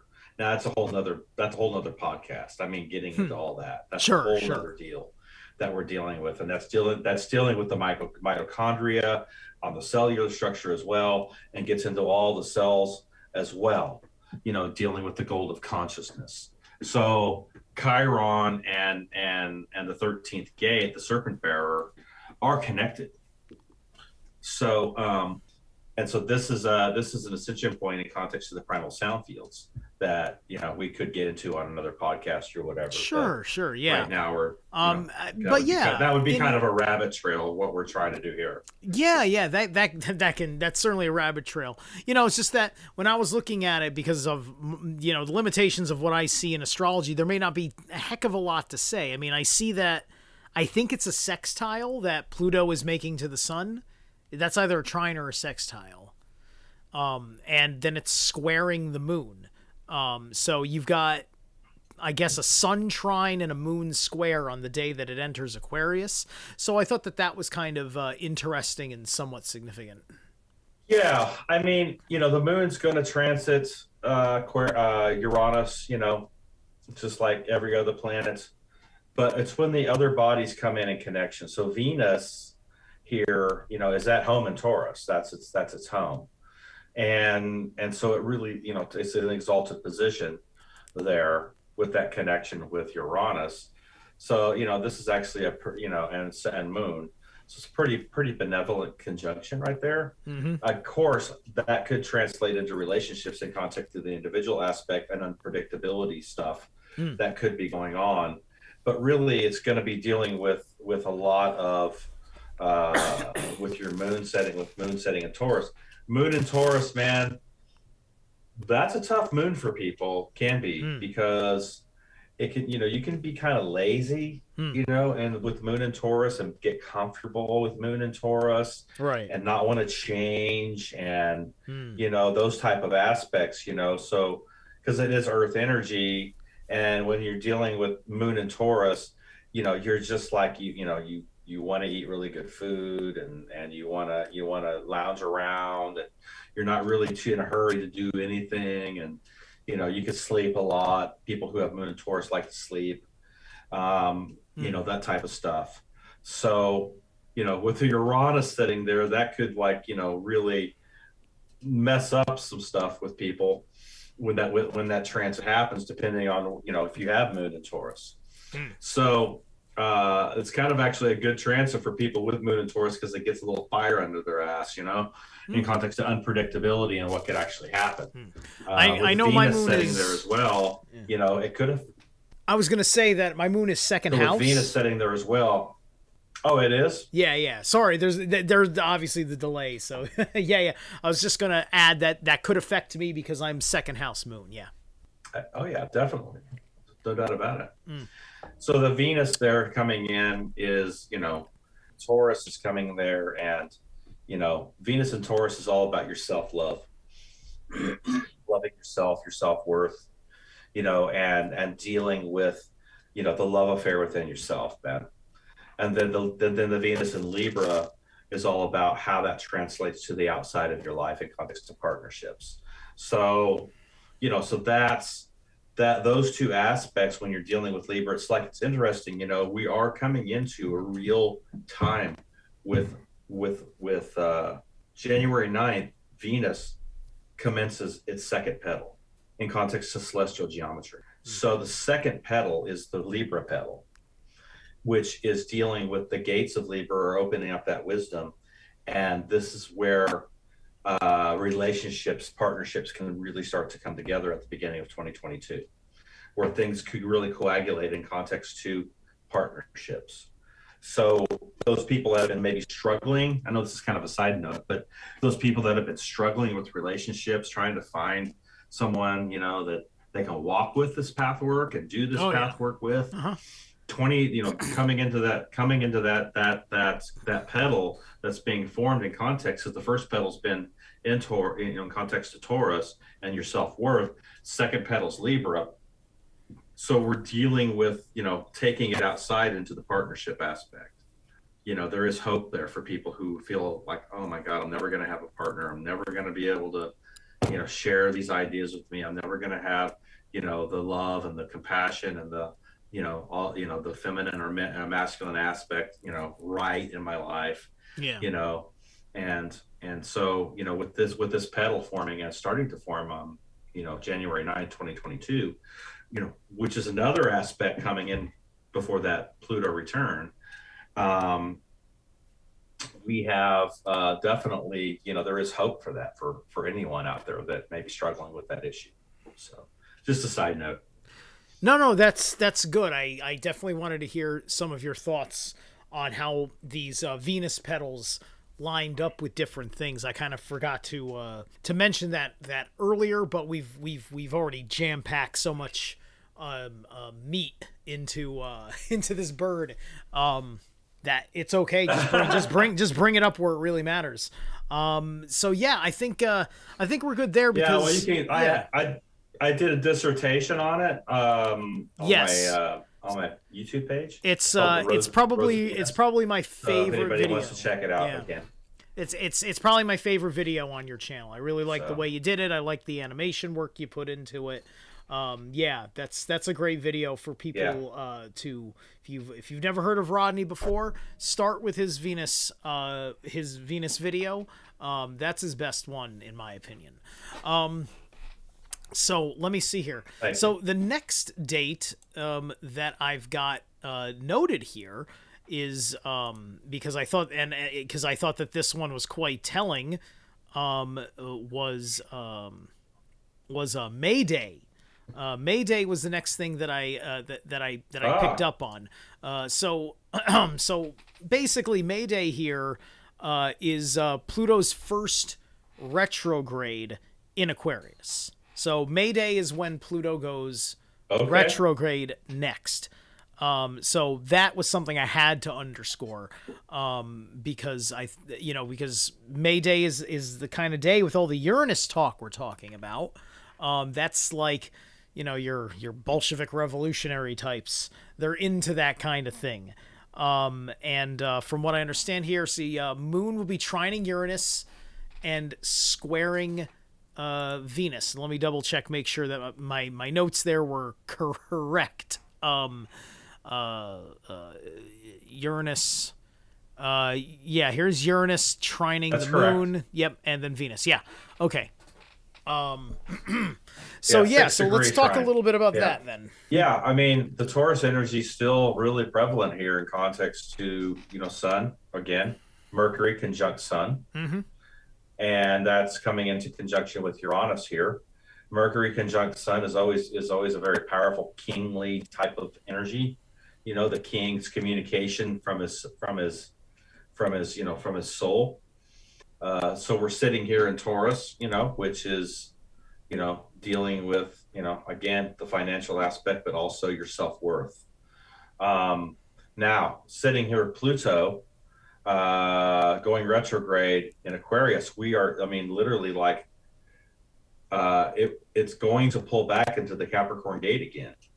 It's going to be Yes. pulling back into the Capricorn gate for a while in 2023. Hmm. It doesn't really go full on until 2024 in Aquarius, Right. where it really will go full on, and it's going Yep. to like no more fucking Capricorn, man. I've had enough. Yeah, You know. exactly. Yeah, we're all. So I've been sick of it for 2 yeah, years as it stands. June 12th is when that retrograde dips back into Capricorn. So I picked up on that, and then let's see, and it almost comes right back to exactly our natal return on that retrograde. It'll go back to almost 27 degrees. right. Capricorn, Yeah, it does hit 27 yeah, degrees. It doesn't get yeah. quite to the minutes We'll of it, still but be in the range. yeah. So that's gonna be nuts because it's gonna be like we get a reprieve for a couple Right. of months, and then this retrograde pulls it back in to the Pluto return for one last knife in the back or something, something. Yeah.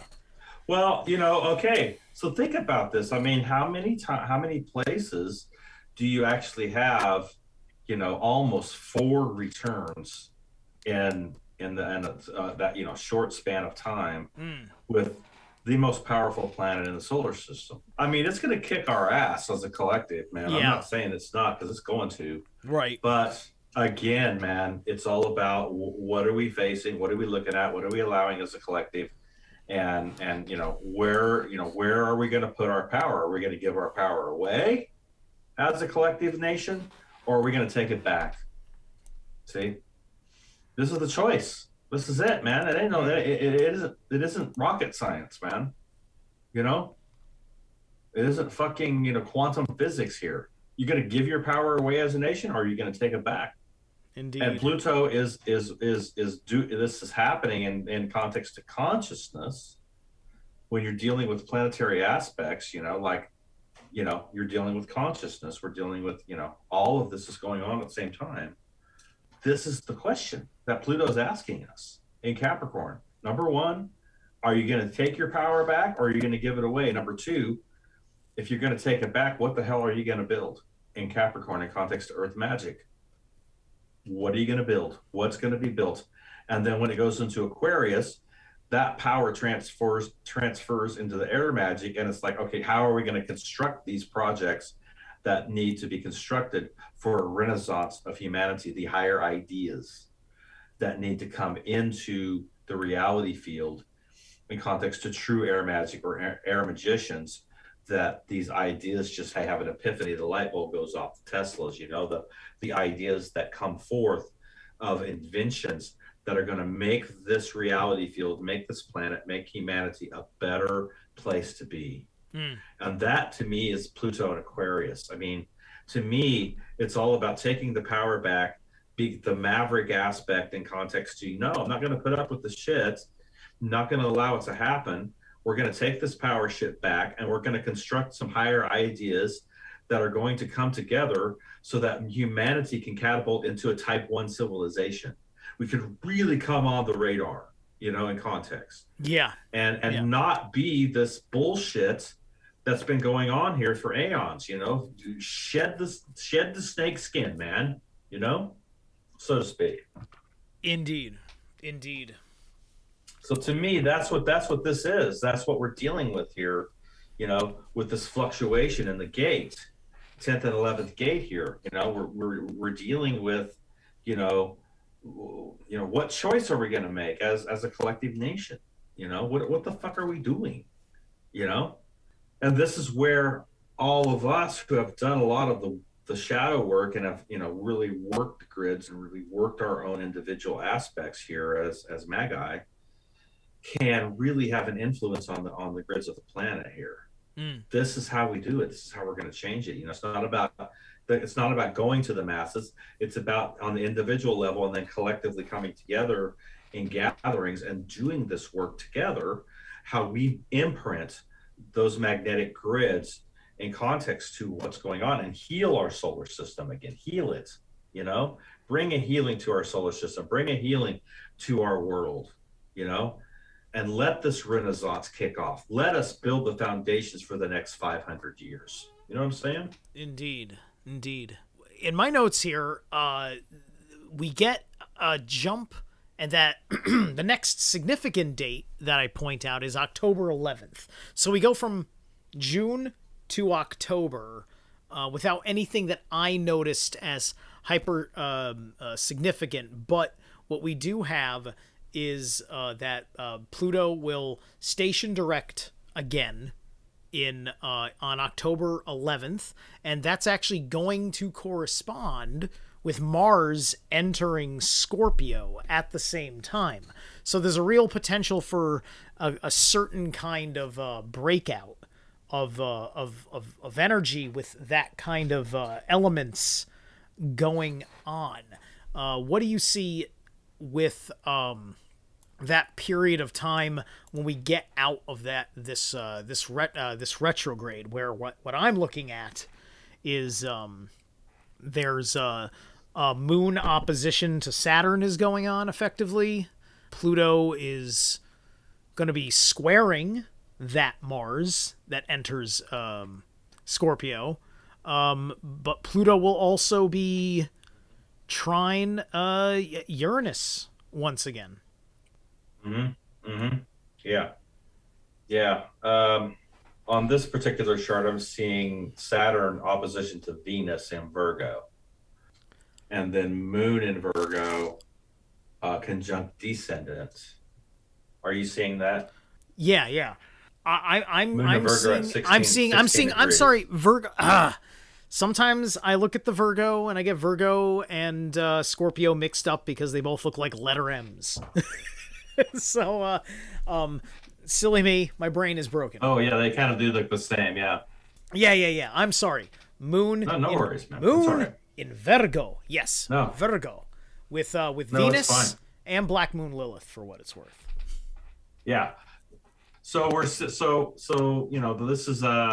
last. I think this is going to be the last hurrah for the Capricorn gate. Yes. The last, the final, swan song or whatever you want to call it. Mm-hmm. So this is really signaling that, going into 2024, Pluto will be going into Capricorn, and we will be seeing, the rearview mirror Pluto will be going into Aquarius, and we will be seeing the rearview mirror of the Capricorn transit, which is highly significant because, again, there are certain things that are going to break open. And I could see in context how these malevolent entities, parasitical entities, are trying to lock down the whole Pluto aspect and generation coming into Aquarius and turn them into an artificial intelligence, signal carrier, a host. Because if we can have a renaissance with humanity, Pluto and Capricorn will be the power base to build the foundations for a true organic renaissance of humanity and within that transit. And I think that, again, this is it's all cause and effect, right? It's all choice, and it's all coming down to, what has been deconstructed and broken down with Pluto and Capricorn and transformed. And then now coming into the Aquarian gate, what are we going to, in context to consciousness, what are we going to connect together? What are we going to put together that we have to work with now in context to our power base and taking our power back and bringing online the 11th gate of Aquarius and the Aquarian age that we're getting ready to come into. This is what we are up against right now. This is the fight of humanity right now that we're in the middle of. And 2022 is going to be the battle year. I don't give a shit what anybody says. 2022 is going to be the time when you put your fucking armor on, you fucking pull your sword out, and you start chopping fucking heads off. Because this is what we have to do to take back this timeline. I mean, we can't fuck around no more, man. It's time to build our ancient future, to map out those grids within the collective consciousness and bring forth a renaissance to humanity, the likes that has never been seen on this planet. And I am optimistic. I know we can do it. I know there's people all over this globe that are ready. They're ready, and they're ready to fucking bust out, man. They're ready to take it on and pull their fucking sword out of the sheath and get on the battlefield, man. So, you know, I just encourage everybody, man, this is our time. This is why we're here. This is what we came for this time. This is why I didn't die in 2012 and 2013 and 2014. I'm still fucking here. I'm still a warrior. I still have my sword and my sheath and my armor and my shit on, ready to rock and roll. So, you know, it is a call to this war on consciousness to take back this timeline. We've got to do it, man. We got to fucking do it. We do. I absolutely agree. That was great. I think that wraps up everything I needed to know about October 11th. Thank you. I'm ready to discuss the next date on the calendar. You ready? We got January 22nd of January. Yeah. That is the first day that Pluto finally calls Aquarius home for a couple of years. Makes this big comeback on the 22nd of January. Yes. My notes here tell me Venus will be opposing the moon as it dignifies in Cancer on that day. What kind of mood can we expect from this? So, yeah, I asked a moody question.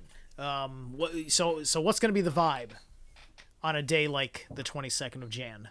It's going to be it's going to be the sun's going to be conjunct. It's going to be conjunct Pluto. It is. Yes, it's conjunct Pluto in Aquarius at 2 degrees. That's very significant, man. That's actually a place of hope because the sun is shining in on the Pluto grid works and showing everything that needs to be transformed in context to the Aquarian gate. This is a major conjunction. You know, this is up there with the Pluto Saturn thing, you know, and all that. You know, because sun is what drives the narrative here in context to our ego, right, and to our purpose and what's lighting up our world. And so the sun is going to, its power is going to light up the underworld of Pluto here in Aquarius. And it's going to say, okay, you want freedom? You want change? You want renaissance? You know, okay, let's look at what we need to fix. Let's look at what we need to fix as a collective. And so this conjunction is right on point because it's at the 0 point with you know, that, you know, Pluto is just a baby here coming into its power in Aquarius, right? It's just now picking up a remnant here again of the Aquarian energy. So what's happening is that this is the birth of our power base, and sun is amplifying that birth in context to this conjunction and saying, let's light it up. Let's see what the fuck we can do as a collective, and let's get on with it. Let's get on with our transformation, and let's start putting together our power base for air magic. Now, interesting enough, it is, let's see here. So it is squared off with Jupiter here. Yep. Jupiter and Taurus. Yep. There's not too many crazy aspects. So there is going to be some. there's going to be some contention here a little bit, Yeah. with that in context to Jupiter and the expansion of that. It's like, okay, Jupiter wants to expand it, but there's, that's like, oh, how are we going to do this? How is this going to happen? How is this expansion process going to take place? And then we've got, interesting enough, we've got this conjunction with Mercury and Mars Yeah. sitting here in Capricorn. Yeah. So this is all about, okay, so Mars is what, Mars and Capricorn is all about, the passion for Earth magic and what we're going to put into play. Yeah. What actions are we going to take here, not only with our mind and communication with our mind, but also what are we going to actually put into the reality field in context to Mars? Yeah. Isn't And Mars that, debilitated? interesting enough, Isn't it debilitated? it in is Capricorn? debilitated in Capricorn, Yeah. but again, yeah, it is. But again, you are dealing with the action of the Earth magician here. Yeah. So even though it's debilitated, you got Mercury coming in here and setting in context to mind and the internal dialogue, setting here conjunct with Mars, which amplifies the signal, because Mercury is kind of like a chameleon. It kind of takes on the attributes of whatever it's conjunct to. I don't know if you knew that or not. So Mercury is going to take on a lot of the attributes of Mars here. Yeah. The hermetic aspect so of Mercury kind of gave me that tip off. Yeah. Yeah.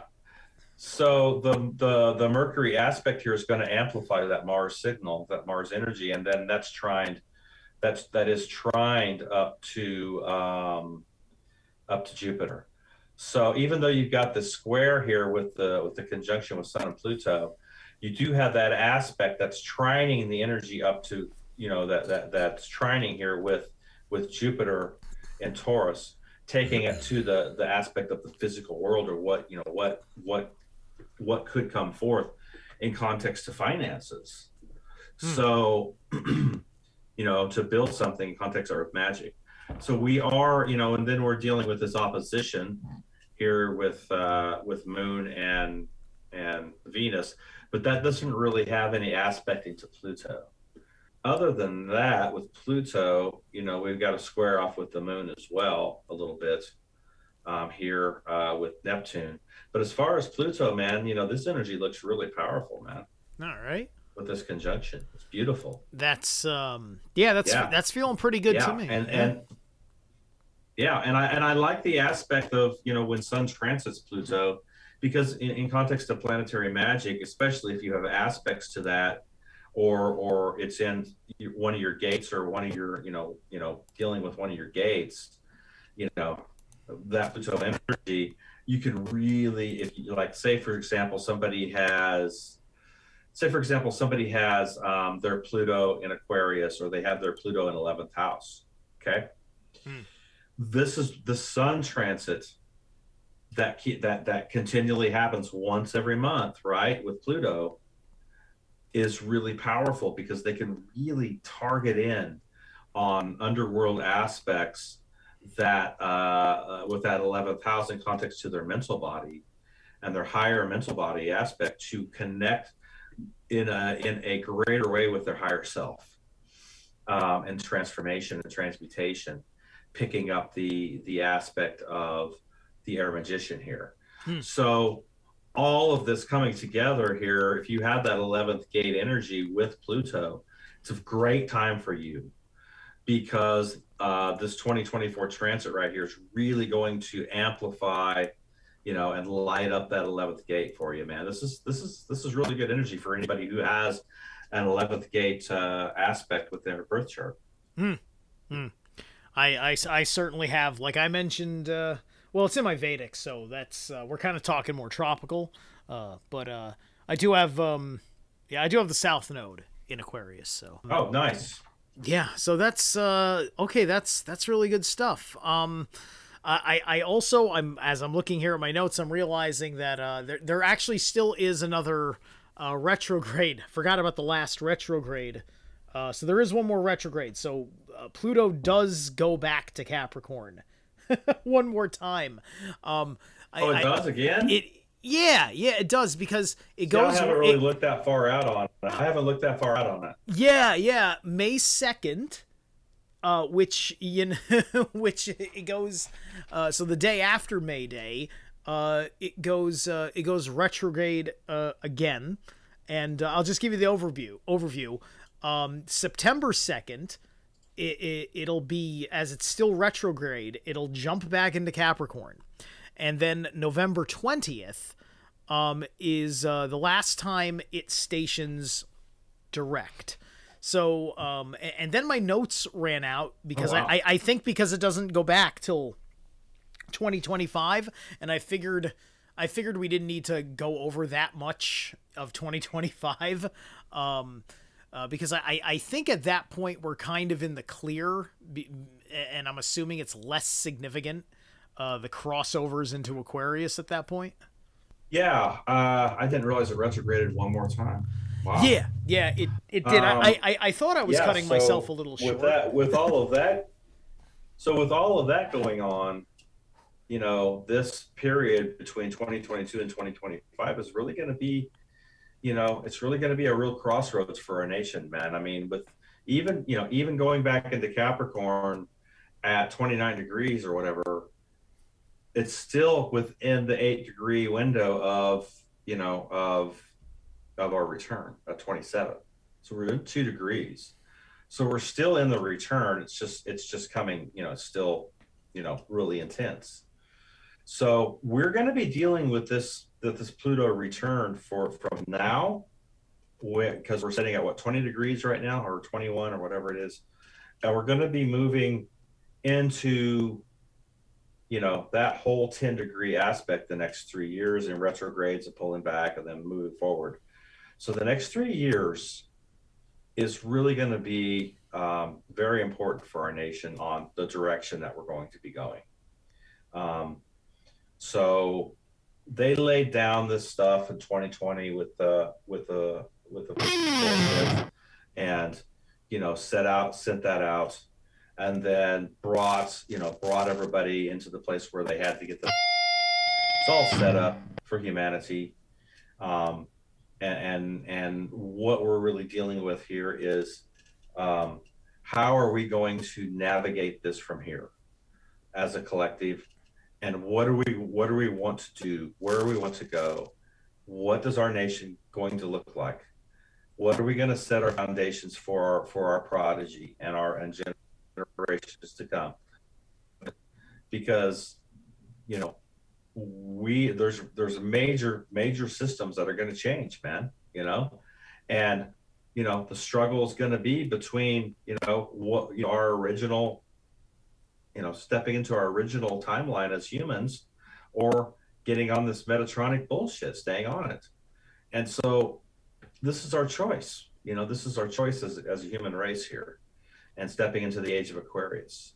Again, like I've said before, it's why you and I are here, and it was for this time. And we've got to seize carpe diem, man. We've got to seize the day, and not relent, never give up. Doesn't matter, man, what anything looks like on the outside. Right. We can never give up, man. Never surrender. Yes. Never surrender, man. Never give up. Exactly. Yeah. So I think effectively that really kind of satisfies me with this gauntlet. This has been a massive conversation. All of it is just absolute astrological gold, and I really appreciate your interest in wanting to come on and work with me. I'm honored that you wanted me to ask you questions about this stuff, and to build a conversation that a lot of people need to really esoterically grasp as to what is going to be occurring here it's got a lot more positive vibrations than you think. Like, like I definitely heard so much great news out of this forecast from you. Then I even like I figured it would be there'd be some pretty good news in it, but I thought this was really good news. The way you shared it, I think with all the work that we're doing, the level of priming that this country went through to get to this point, and everything else, and just our cleverness in dealing with it, and staying alive in the public conversation space for as long as we can. I think we've got a great chance at ending these dark grid works, and getting humanity into Yeah. a positive place on that positive affirming timeline. I can't wait for this North Node to get out of Gemini. My mind will be at ease at that point. So New Year's can't come quick enough. Yeah, it's definitely been and it's finishing up its transit here, so it's at its most powerful position right now. So so we're really, it's really is a lot of mental internal stuff going on with everybody, and then of course that South Node in Sagittarius, you know, is all about wanting to build the higher mind, the higher self, open up your heart core to your galactic center. That's what this has been all about. And now, it's time for transformations to really start to take place with that South Node in Scorpio. I'm actually looking forward to that shit, man. Actually looking forward to the transit. Yeah. I'm not like a doomsy kind of guy, but it's just like, but I am I am a very phoenix-hearted person. So it's just like if I can't handle this state, I just want to destroy it and let it become something better. Not because I want to destroy, but because the Yeah, next thing has to replace it. no, exactly. And then the whole idea is that everybody looks at Scorpio like it's some kind of monster, but Right. it really isn't. I mean, Scorpio really is, the transformation, of your underworld, and bringing things into the light, that have been hidden and buried in darkness. Indeed. What could be more satisfying than that? Knowing that you actually are transforming energy. I mean, fuck. I mean, that is the alchemist's legacy, isn't it? I mean, Yes. this is what the alchemist does. He transforms energy, man. And getting good at doing that, being a master at doing that is what we want to attain to, turning the lead into the gold of consciousness. And That's right. Scorpio, that's what Scorpio is all about, man. Yeah, And for sure. I'm excited that the collective South Node is going to be in Scorpio. I mean, that to me is incredible. It's going Yeah. to be magic, Yeah. man. Yeah. And the alchemy, I was looking up the alchemy. So lead is Saturn, gold is obviously the sun. So, Yep. it's turning the Saturnian Right. energy into the solar energy. Right. Yeah, and that's what we are. We are solar initiates in context to the sun and the central sun. Indeed. So this is what we're trying to transform ourselves into the raw, right? Into the gold of consciousness. Looking at the Egyptian mythos and stuff, the white light, the gold, the white light, Yes. and becoming that transfigured human, Mm-hmm. that has a transfiguration that is taking place. I mean, this is our graduation. This is what we're doing here, and helping humanity come off this dark Metatronic timeline into our Christic aspect and original timeline to our ancient future is what this battle is all about. So with that being said, Rodney, give everybody the big plug on everything that you do and where people check out all your material, your YouTube channel, and everything else. You can go to my website at heartcoreproductions.com and do rune readings and tarot readings. I have counseling. I've got composite readings that I can do. And of course, your astrological blueprint. And there's other stuff there as well. You can definitely get a hold of me there and book anything. And then my Facebook page is Hardcore Productions. That's where I kind of post articles and videos. And then my YouTube page is also Hardcore Productions as well.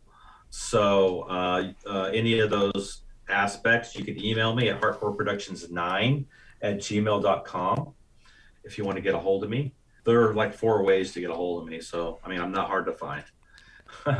So, Yep. I do straight up birth chart blueprint reading straight up to help you, see more about how you tick, your blueprints and how your disposition is, and your system mechanics and context to your templating. And then also, if you have a partner or partnership that you want to look at in context to what is congruent, what areas may need to be worked on, what other areas are your strengths and weaknesses. I can do composite reading in context to, partnerships as well. So there's Neat. just a lot of different things there, tarot, runes, 9 world reading. I mean, we can get into all of it. So, Yeah, yeah. but yeah, that's it. Okay, yeah. All right. So thank you very much, Rodney, and we'll see. Maybe we'll work again on something in the near future. You guys over on YouTube, thanks so much for tuning in, and I will catch you guys next time. Down the road.